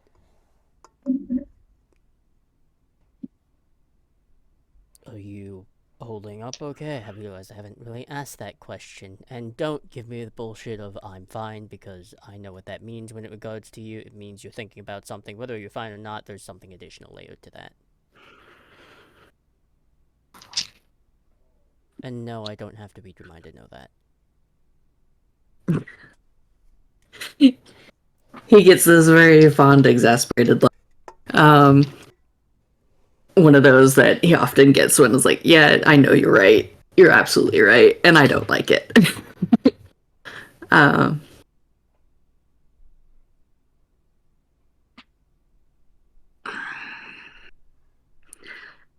it's certainly bringing up a lot of old memories, and some scars that haven't exactly healed over.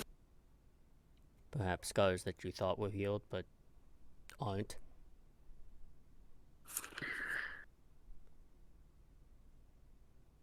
Some I didn't even know were there.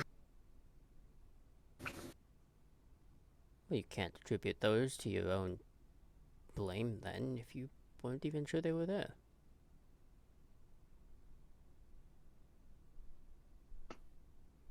Still hurts, though.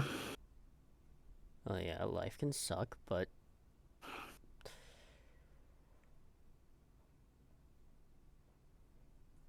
at least you have a team and the whole facility that apparently you oversee. Not the same as having my family nearby. Yeah, well, Catherine didn't really give me much of a choice for this particular mission, so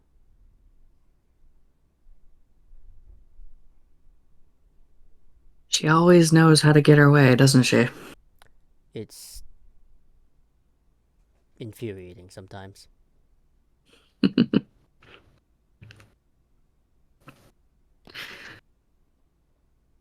It'd be nice to get a little bit more family time. A little bit longer family time than just, hey, how you doing for a couple of months, and then I don't see you again for years. Okay, well, first of all, we have a slipstream drive. That's not likely to happen again, hopefully. And secondly, there's going to be month spaces because I have to go through the beta quadrant too to get to the alpha quadrant. So Details. logistics of light years matter. I can't instantaneously get there. You mean Milana still hasn't figured out how to rewrite the laws of physics yet? I can calm down to engineering if you want and see what she has to I say like about my that. ears. Yeah, I would like my ears to remain intact. Thanks.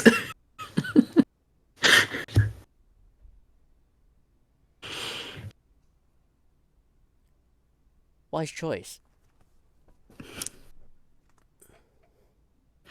I imagine she's only gotten better at eviscerating with 2 kids under the roof there. He looks so tired when you say that. Yes, and by extension, somehow, it's become my problem.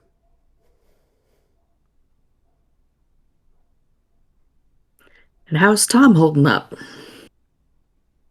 Oh, you know. He still has all his Waiting limbs. forever. But we're not here to talk about my mission, since mine has been fairly boring as of late. Well, drat. As she pushes food around on her plate. It's okay to just replicate something new, Jaloran, if it's not desirable. More like the topic is not desirable. Jaloran, I do hear you have a reputation for being sort of almost a den mother to Madrid, and I'm very curious why you don't apply those same skills to yourself.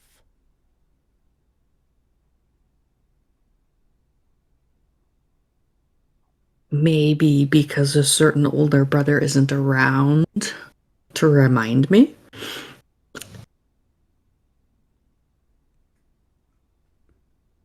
I don't know what to say to that, other than that feels like entrapment and a little unfair.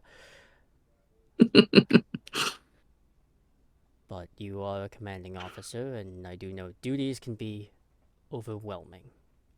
That being said, take the skills you have as a commander and apply them to yourself every now and again.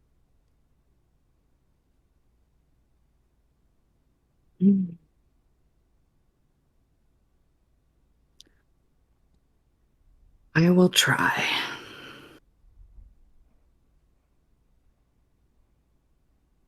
But this whole tribunal thing, it's a little close to home. I'm sure it does, and I'm sure that's intentional.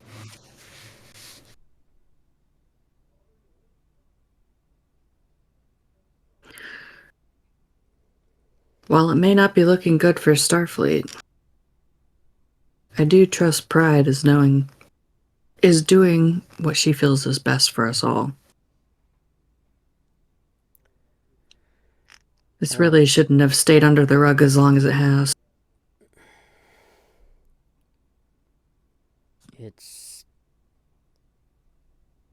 I won't lie to you, Jaloran. I think it's going to get a lot worse before it gets better.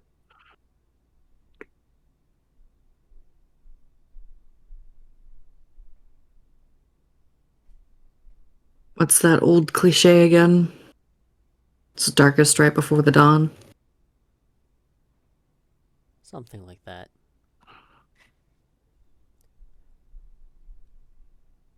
But, Jaloran, you do have a hearing to attend to tomorrow, and you should at least try to get some rest.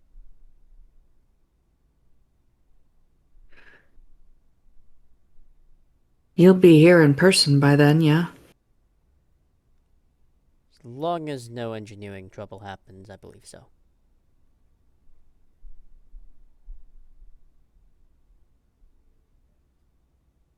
Alana will learn what it feels like to have her ear bleed, if there is. Do that at your own risk. Now go get some rest, because I can see it under your eyes. You haven't slept in probably 24 hours. Alright, I will. I love you, Chakotay. See you there. The feed will click off and the hologram will kind of vanish.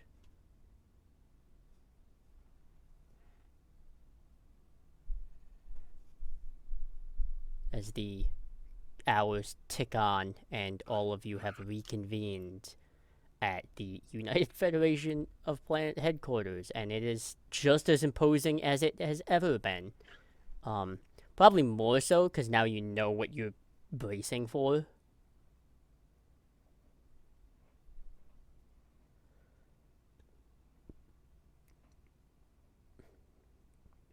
Drillard has got her little old invisible act up again. So naturally, anybody in range of her, which is pretty far, is going to be unnerved. Again. Yeah, that makes sense. with everyone taking positions again,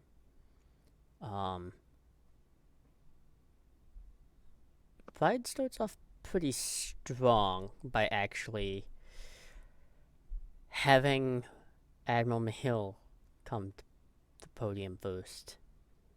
I saw this coming.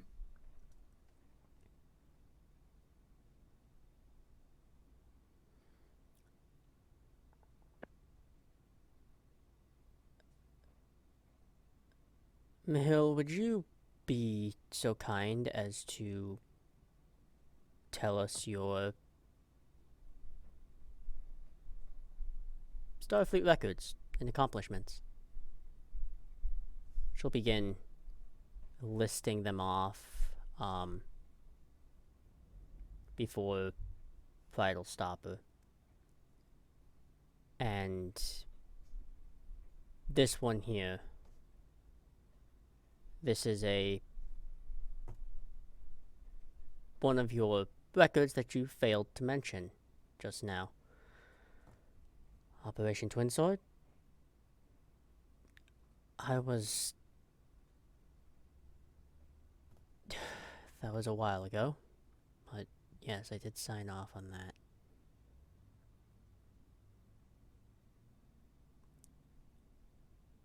And you were part, from what I understand, part of those groups. You were part of the Upper 10, the think tank for it. Yes, it was an unfavorable decision, but we had to come to a decision. Interesting choice, using the term we, when we should have applied to 8,300 individuals, and not 10.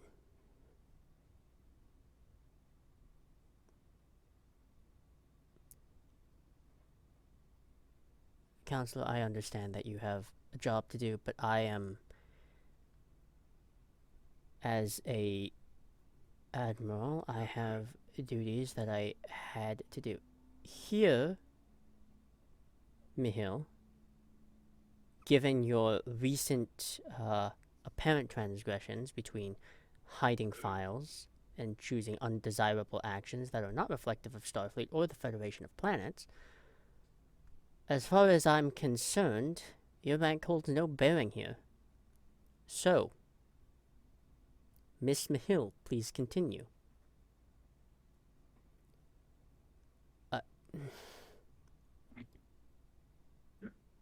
And it is a full, probably almost 40 minutes of Admiral Mahil getting slowly chipped at and beaten down pretty thoroughly and effectively.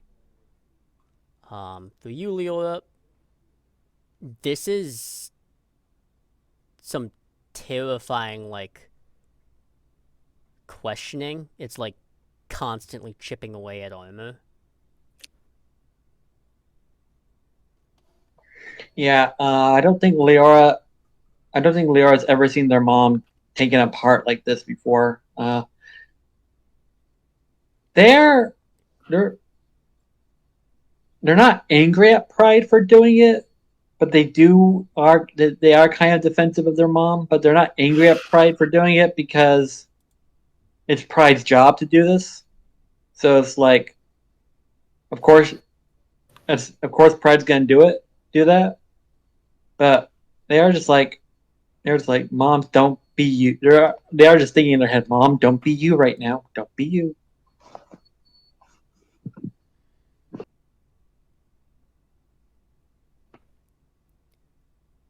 I would like to put forth a motion for this tribunal, and considering that all responses have been truthful,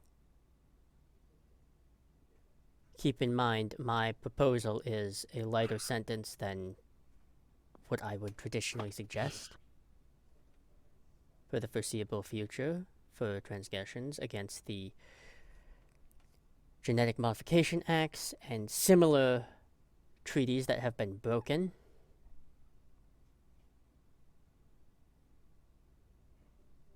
Admiral Mahil be demoted to the rank of captain and kept under careful eye of the Starfleet CNC and the United Federation of Planets for the next 3 years.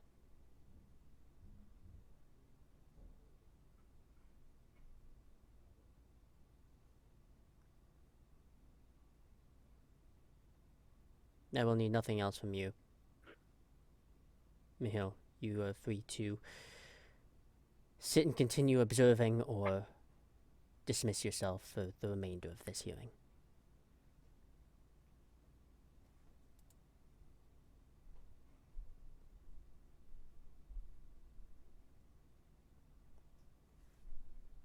She is not sticking around. There's no way in hell.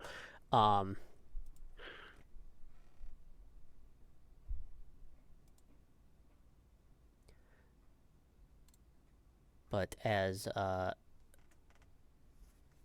occurs, you catch out of the corner of your eye, Jalorn, that you do see Chakotay kind of off in the sort of the background, because he's not going to be right up there. Not that garners too much attention, but he is here.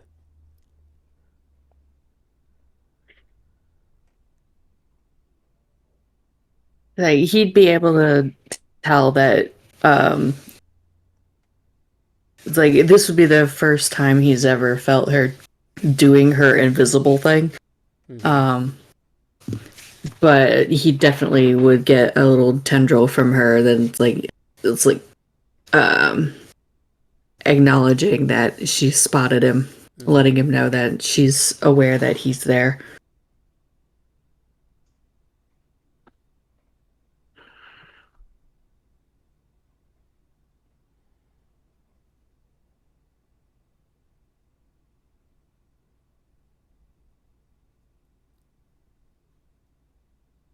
Long sort of pause of discomfort because it's a very rare sight that Pride has done this twice in a row now, has taken admirals and knocked them down to feeling like lower decks.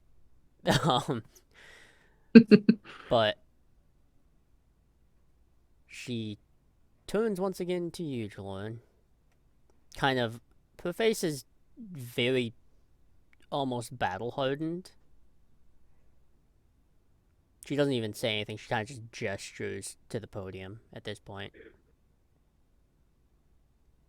Jalorn just gives Pride another like very professional nod, acknowledgement, and heads back to the podium, the stand.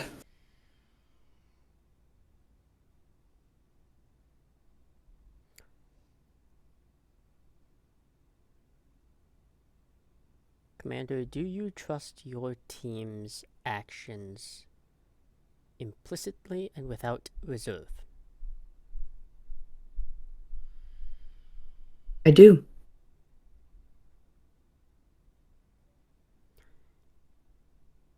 Even if a member of your team took a gamble that could have destroyed the entire western side of the US on Seoul.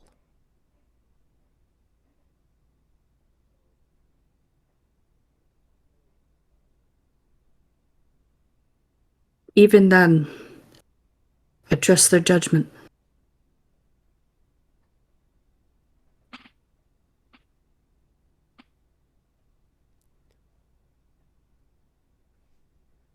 That'll be all, Commander. Commander Mahone.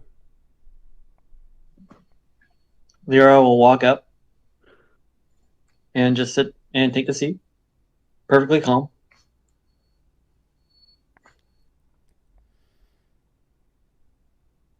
As mentioned,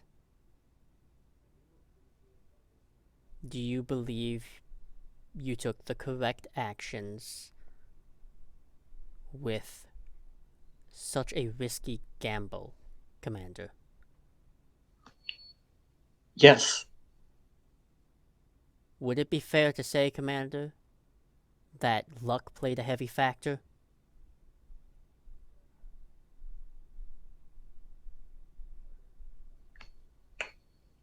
I relied on the abilities of my team, and my team's skill took the day. I am glad that you have such faith in your team, Commander. That is not the question I asked.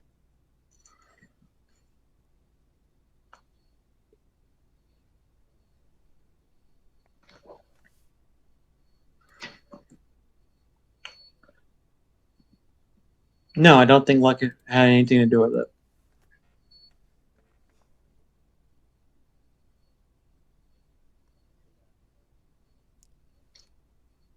And Leora actually meets that this time. Okay. Just for clarification of the Betazords. Mm-hmm.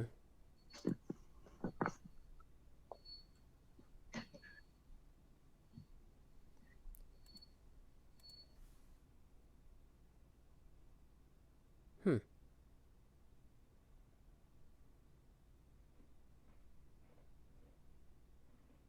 Then I'll ask this question to you, Commander. Given your relation to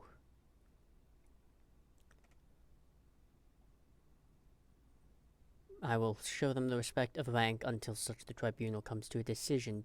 Since your relation to Admiral Mihill, do you agree with the proposal I put forth was too light or too harsh?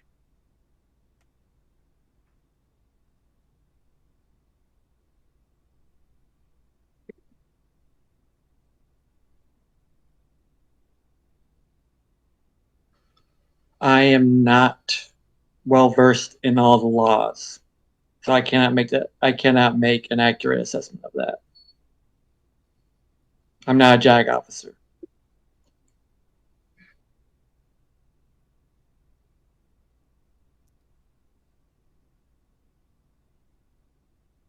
Well then, let me simplify the question for you.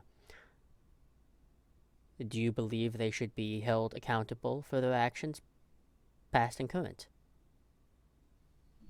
Yes.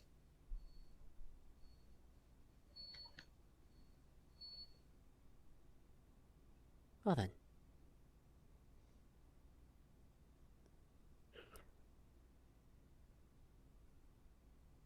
I think this tribunal has heard everything it's needed to hear for the entirety of this. I've collected enough information to set forth a motion.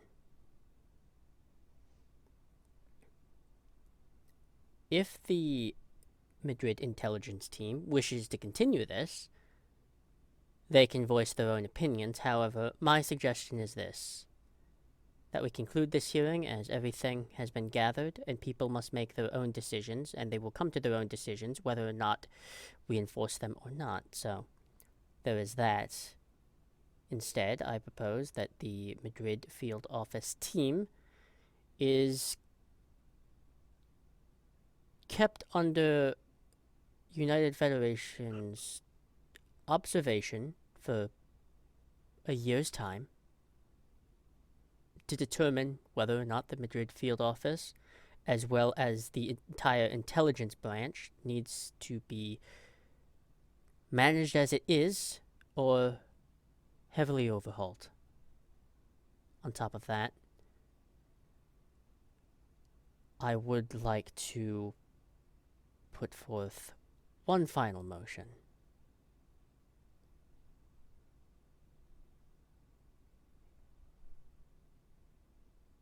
The Madrid field office operates not under the umbrella of Starfleet,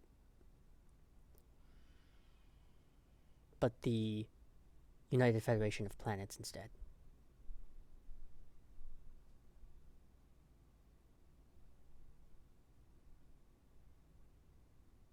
Thank you for your time, ladies and gentlemen. And to the Madrid intelligence team, I will visit you later and inform you of the decision that the tribunal has come to.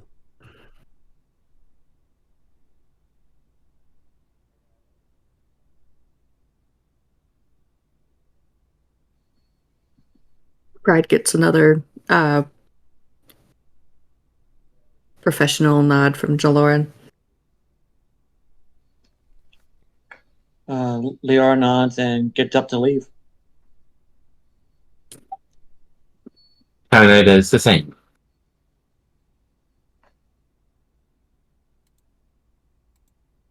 You will dismissed, and you end up reconvening.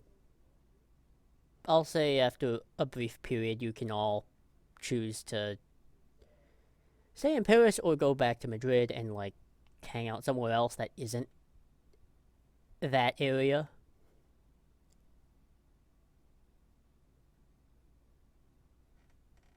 Kana would probably head back to Madrid because, as far as she's concerned, as the further away she is from the chateau, the better. Yeah, Liara will go back to Madrid. Liara will say to the group, I expected her questions to be much harder. I'm a little suspicious. There's likely a lot more that was passed over to the tribunal that we simply have not seen. True. I expected a lot more pushing on my gamble.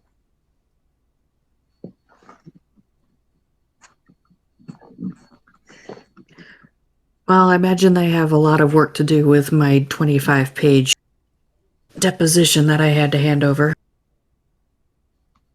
Only 25. And Liara will just like smirk a little bit. I threatened them with 30. Possibly Nice. even more. Nice. I was told to cap it as best as I could. They're lucky they got 25. Yes, they are, Commander. Commander, I have something to talk to you about in private before we go with everyone else, if you don't mind.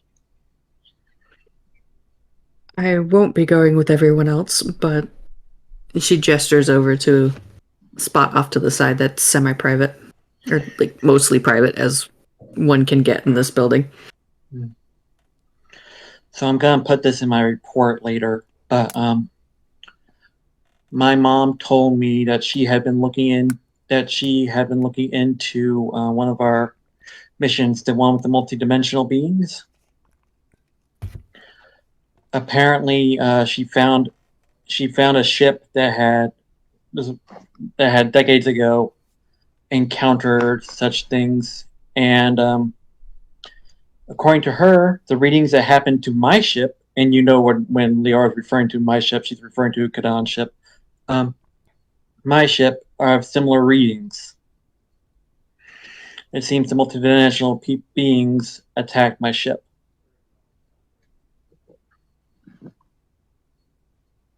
You definitely see a look of it's like one of those multi-emotion looks. It's like she's worried, concerned, but also intrigued. It's like, so we have a bit more to investigate in that particular incident, it would seem. Yes, we do.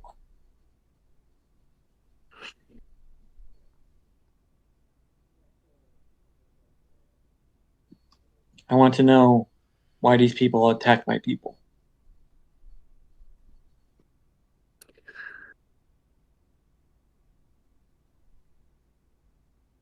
It seems they're pursuing some old wounds of their own.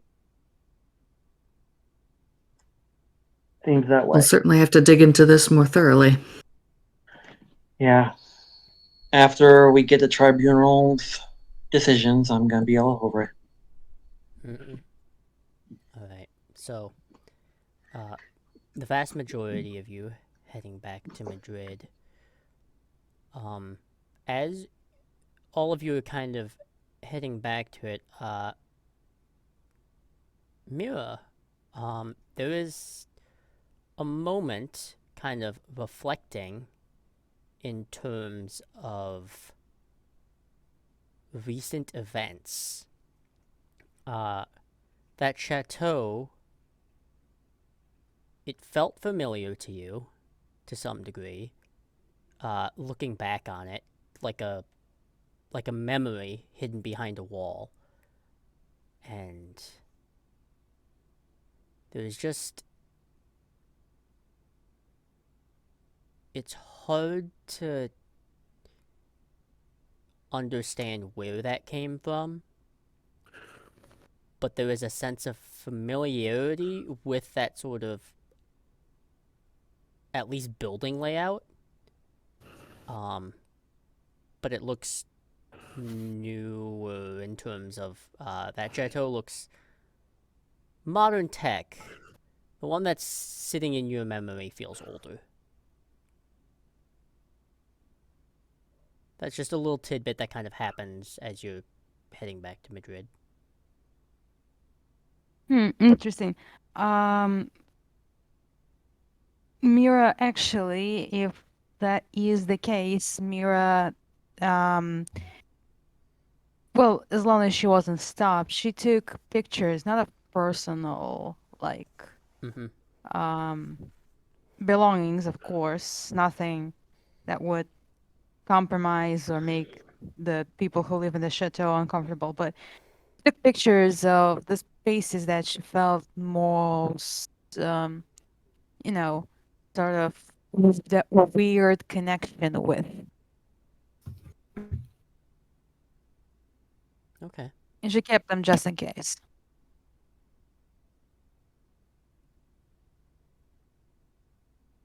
So, just so I understand where people are going back to, Jaloran's probably headed back to her home again, would be my guess. Yep, she will have slipped off to meet up with Chakotay and went back with him. Mm-hmm. Alright. What of the rest of you? Where are you going? Hannah will spend the night at Madrid in one of the crew quarters in the facility. Alright.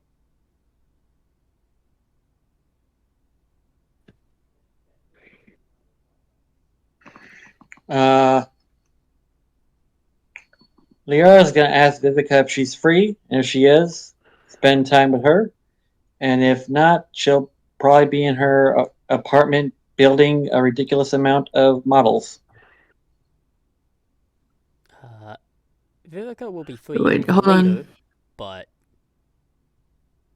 not presently. Very well, I'm gonna be Kinda- building a lot of models. Kana, you said you'd be going to the crew facilities at Madrid headquarters? Yes, for the night.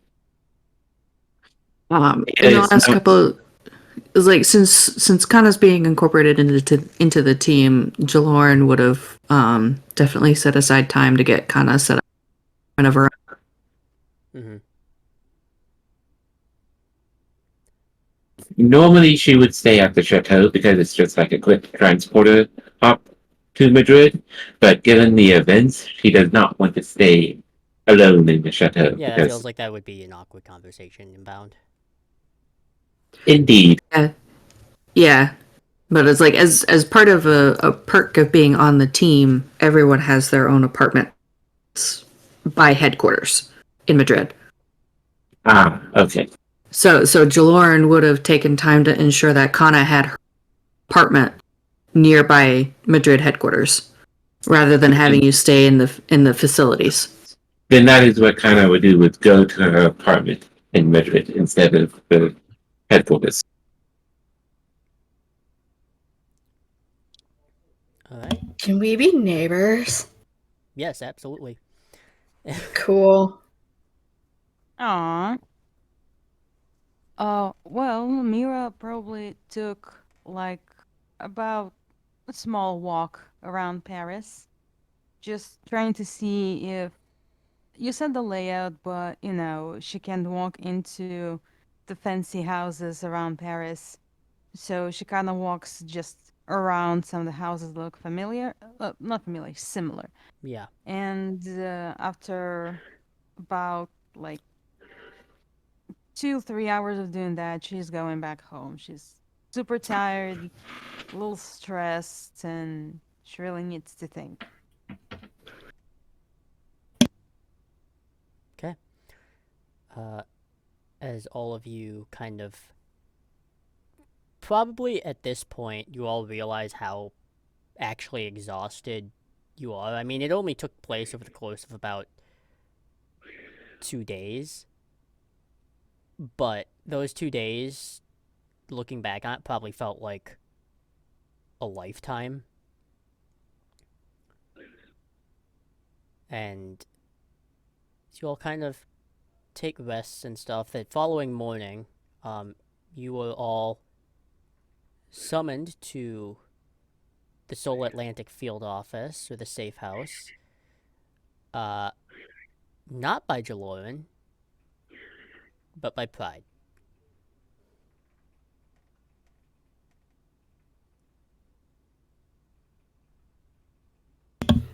As we're getting ready and like out the door to make whatever this meeting is, Kvi will spot Kana, and there's this like very heavy pause of, okay, well, we're heading the same way anyway. How do I want to handle this? Before she sort of like crosses her arms, just trying to be nonchalant about it, but walks in step with you. And I think she hands you like one of her personal pads, like, here, you'll need this if you're gonna catch up with all of like the group discussions. There's a list of pretty much required viewing, so...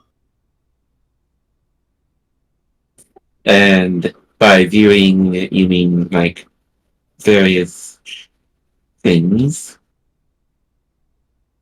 I think Being like hazed into movie night. basically. I think that does get like... You would get like a very, very Orion level eye roll of just like, ugh, come on. Like, but it's like playful. It's just like, you'll get with it. Use that brain of yours. And she just walks ahead of you. You see, as you're leaving, you see kind of start to look through the list, and you hear her muttering like, "Seen that one? Haven't seen that one. Looks interesting." And she's just basically going through the list of the movies and shows. Kvi's just like very trying to keep her composure until she rounds a corner, in which case she's just shaking her head like, I fucking hate her. Mira, So if Mira sees it, But she she's doesn't gonna even be like, believe it when "Nice." she says it. What are you saying, Little? I'm just saying, Mira kind of understands what's going on with Kavai. So if she is like anywhere near and hears Kavai being like that, she's like, be nice. I think she'll actually like walk up to you and like head on your shoulder. It's just like, I don't know what it is. I just can't stand her. I'm trying so hard to keep it together. This is so stressful. Everything that we've got going on. It's so stupid. Do you know how hard it is to not peel open their files? I am trying so hard to be on best behavior. You're doing great. You're doing good. Thank you, I am! And she's just like being overly dramatic for the sake of being overly dramatic. And you could tell that there's feeling to it, and that what she's expressing is real, but it's still that same wall that she normally puts up. And you could tell that, like, it's less kind of personally and more she doesn't know how to deal with any of this. And is just managing as best they can. For the people honest- who, sorry, go ahead. I'm sorry. Just last few things. Just to be honest. First of all, it's obvious those are like her real emotions, but it's also kind of adorable. Not gonna lie. Mira like does that motion, like you know how a person like pats your head, but like not messing up your hair, just going hand up and down like that. Mm. Like very very delicately like this. She doesn't say anything much, but obviously she like understands and tries to uh you know, you get it. Mm-hmm. You can feel Kavai's gratitude, but they're definitely like, today was an I woke up and chose Orion type of violence mood. So they kind of like fix themselves, pull themselves up straight, and just kind of like give you a nudge in the arm. All right, let's get this shit over with. What's new boss want? Yeah, for the people who are at the apartments, because Liara is at the apartments too. You'll see Liara leaving. Their hair is a little disheveled as she is combing it going to things. She does not make eye contact with anyone. She just walks very, very going towards a destination kind of person, and it's just like, and it's just purposefully not looking anyone in the eyes. Unfortunately, You get like 5 texts immediately. there is also those texts will be answered for you because those are questions more than likely from Kavai, but they will be answered as Vivica like opens the door, realizes that she has tossed herself in a very awkward situation, just like you Leo, Yes. you pips. Kavai, Oh, like, you jerk! like ping pong is just like, Liara just grabs the pips and says thank you. Looks down at her collar, damn it, and just puts the pips on and just ignores everyone. Except for Vivica. She says thank you very much, and then she just walks away. And she is not. If you try to talk to her, you will not catch her. She is faster than all of you. coward! Liara says nothing. Liara keeps going. I go immediately to this girl! What? Give me all the tea. What is happening? You cannot catch her. She will not say anything. She will not say anything. She's not not gonna you! run. Fuck you! You're out of here! I want to talk to your girlfriend! Oh, okay. Tea! Now! I'll closes the door. Ah! And you will hear site-to-site transport. And you will also hear a beeping on your comm badge saying, "We have a meeting to get to. Get to it."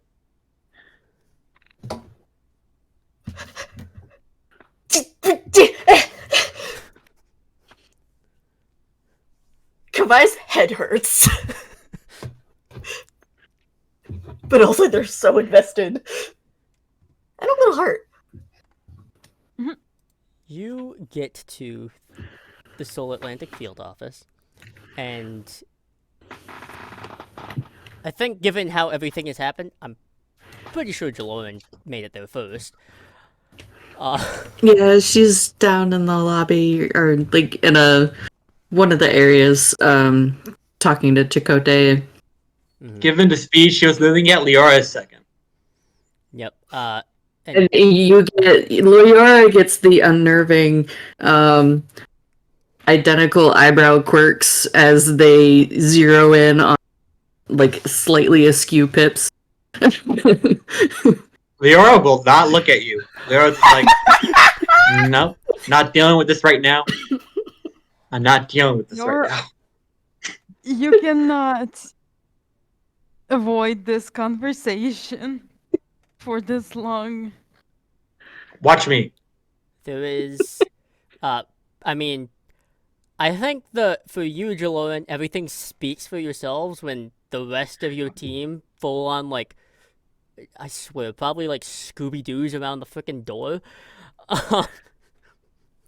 But Yes, because we are cartoons. in this instant, probably. This entire time, you should have imagined us as lower decks type of style. I do that 50% of the time, anyways. Good. But but as you arrive, Pride is also here already, and from I suppose it's probably slightly confusing to those of you that don't know, because she and Chakotay and Jaloran have been interacting. It's interesting to see, because Pride looks a lot more friendly, and the conversation seems very civil between these three. Fascinating. One quick thing before, like, I have to get this out of me. As Kabai sits down, they will mouth at Leora, "You are revoked from movie night until I get this tea." Revoked! And then they just work mask back on, will sit down as respectfully as they possibly can while being barely able to focus. Miras is by their side just in case, so if Kavai decides to jump over the table, she can at least grab their hand or something. The whiplash of this day already. Kavai is about to go beast mode or something. There is a almost Vulcan-esque quirk of the eyebrow from Pride. Okay. I know exactly what that's like. Anyways, right, delivering the news as to what the tribunal has decided. And this pertains to your team. Commander, as I requested, your field office is going to be under the umbrella of the United Federation of Planets and not Starfleet Command.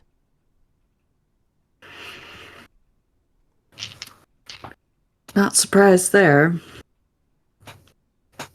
Understandably, this does unfortunately renege some of the deals that you had made with Starfleet Intelligence and Starfleet Command to some degree. Just understand, this is not a permanent fixture. This is something that has to be done for the peace of mind for the public eye.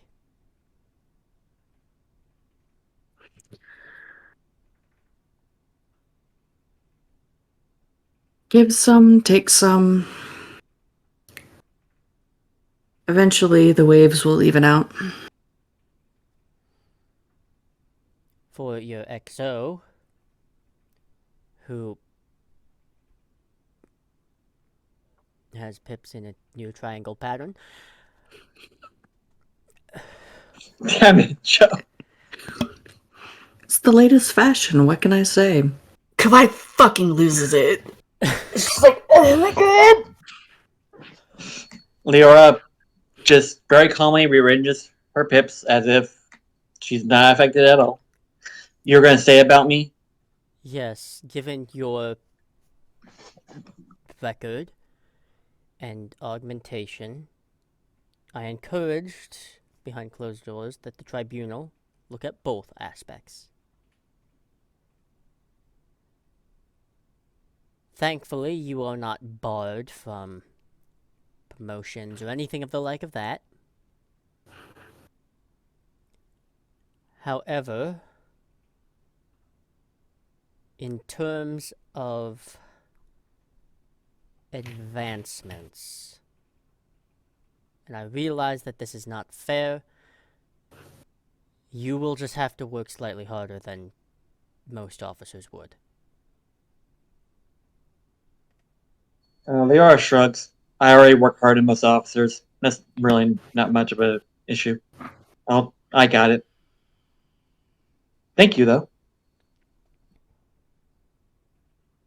There's a slight mutter from Jalor, and you made it to Lieutenant Commander. Exactly. She's not wrong. Nope, not wrong. As for your newest member, Yes, ma'am. I take no pleasure in delivering this news.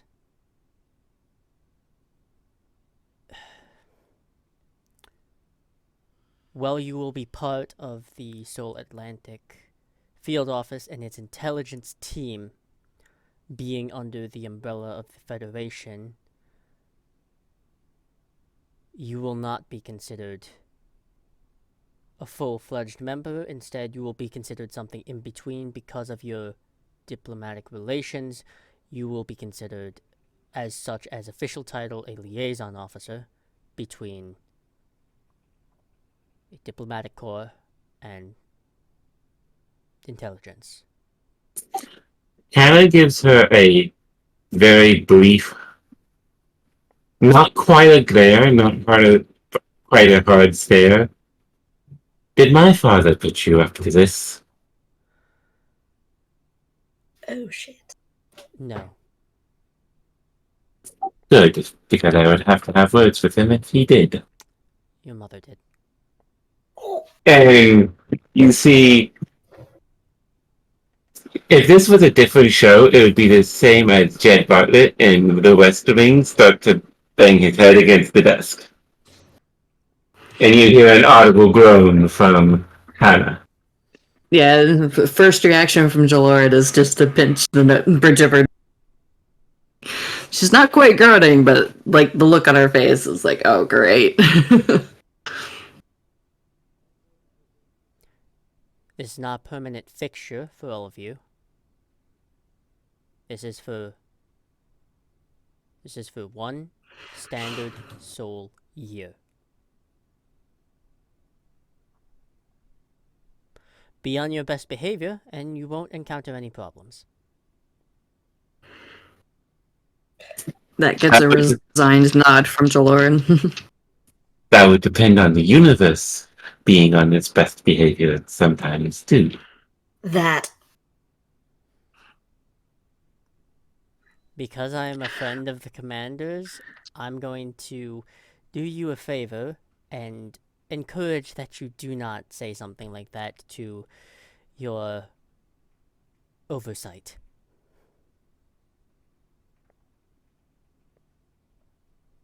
We will do the best we can under any circumstances, Kavai's universe biting their or tongue. not.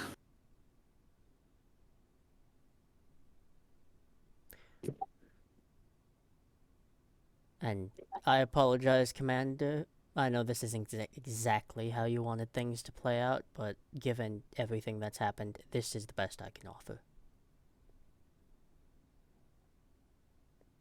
It could have ended far worse. Well then, I think that's that. For what it's worth, Loretta, I'm thankful it was you in that room.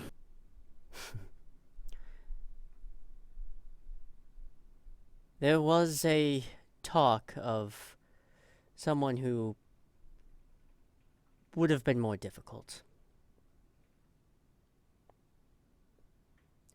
Which makes me that much more thankful.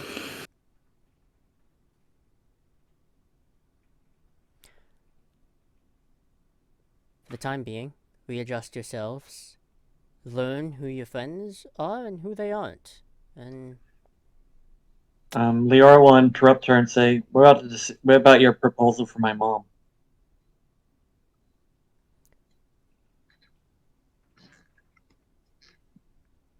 That decision hasn't fully been made yet. There's a lot of evidence to consider, but She's been in Starfleet a long time.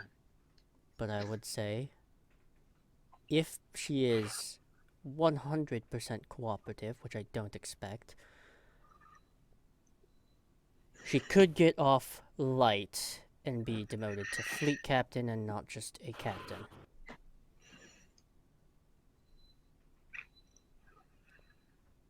My mom never does anything cooperatively.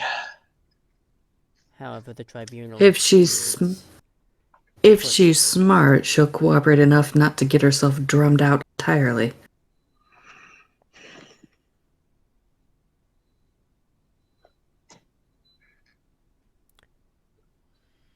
should be fine for the most part. The only conditions that were edited from the tribunal, I suggested 3 years before promotion even be considered again. They suggested 5. Makes sense.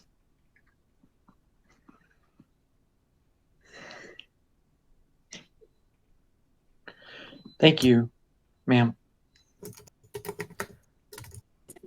And Kana will bring her head up from the desk and go, I would like to apologize for you having to deal with my mother. I know she can be a lot. I'm gonna let you in a little secret, Lieutenant. And by the way, all of you, this is classified, and I outrank all of you.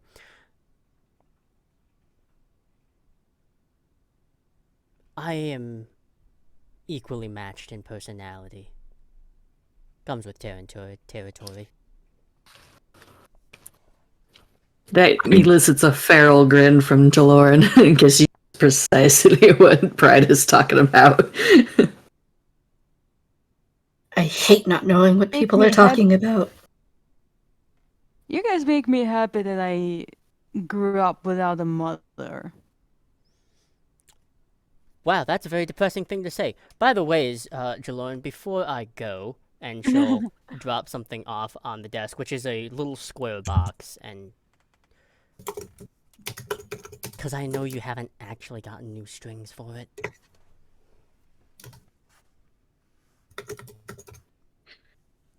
She picks it up and pockets it. Thank you. I do need to get back into practice with it. You've been busy. She shrugs at that. Well, tomorrow is a new day for all of you, so get used to it. And on that sort of note, where Thanks, boss.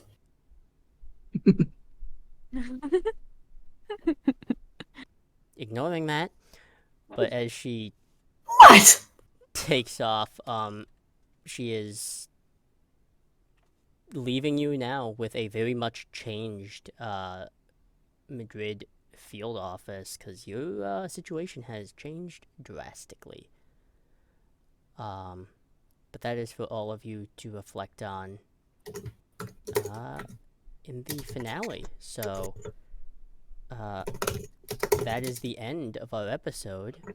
And next week will be our final episode of season 2 before going on a short little break, because doing things in the December season is awful. That being said, quick little reminders, because I was muted the whole time. 1, Slay is running a Hunter the Reckoning game called Raquel's Vengeance. The applications are, of course, in our announcements and various other Discords that we've gained permission to do so.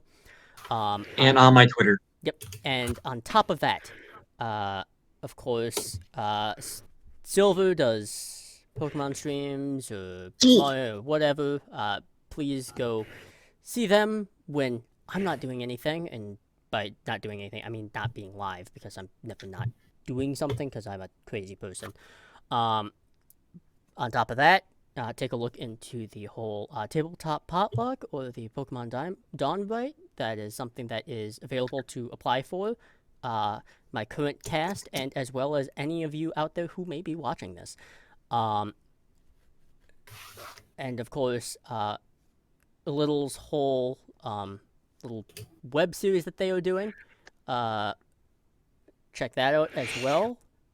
And we will see you next week. But until then, please, as an exhausting as mentally exhausting episode as this has been, I truly do hope we have been a little bit of R&R for you. And we'll see you next time.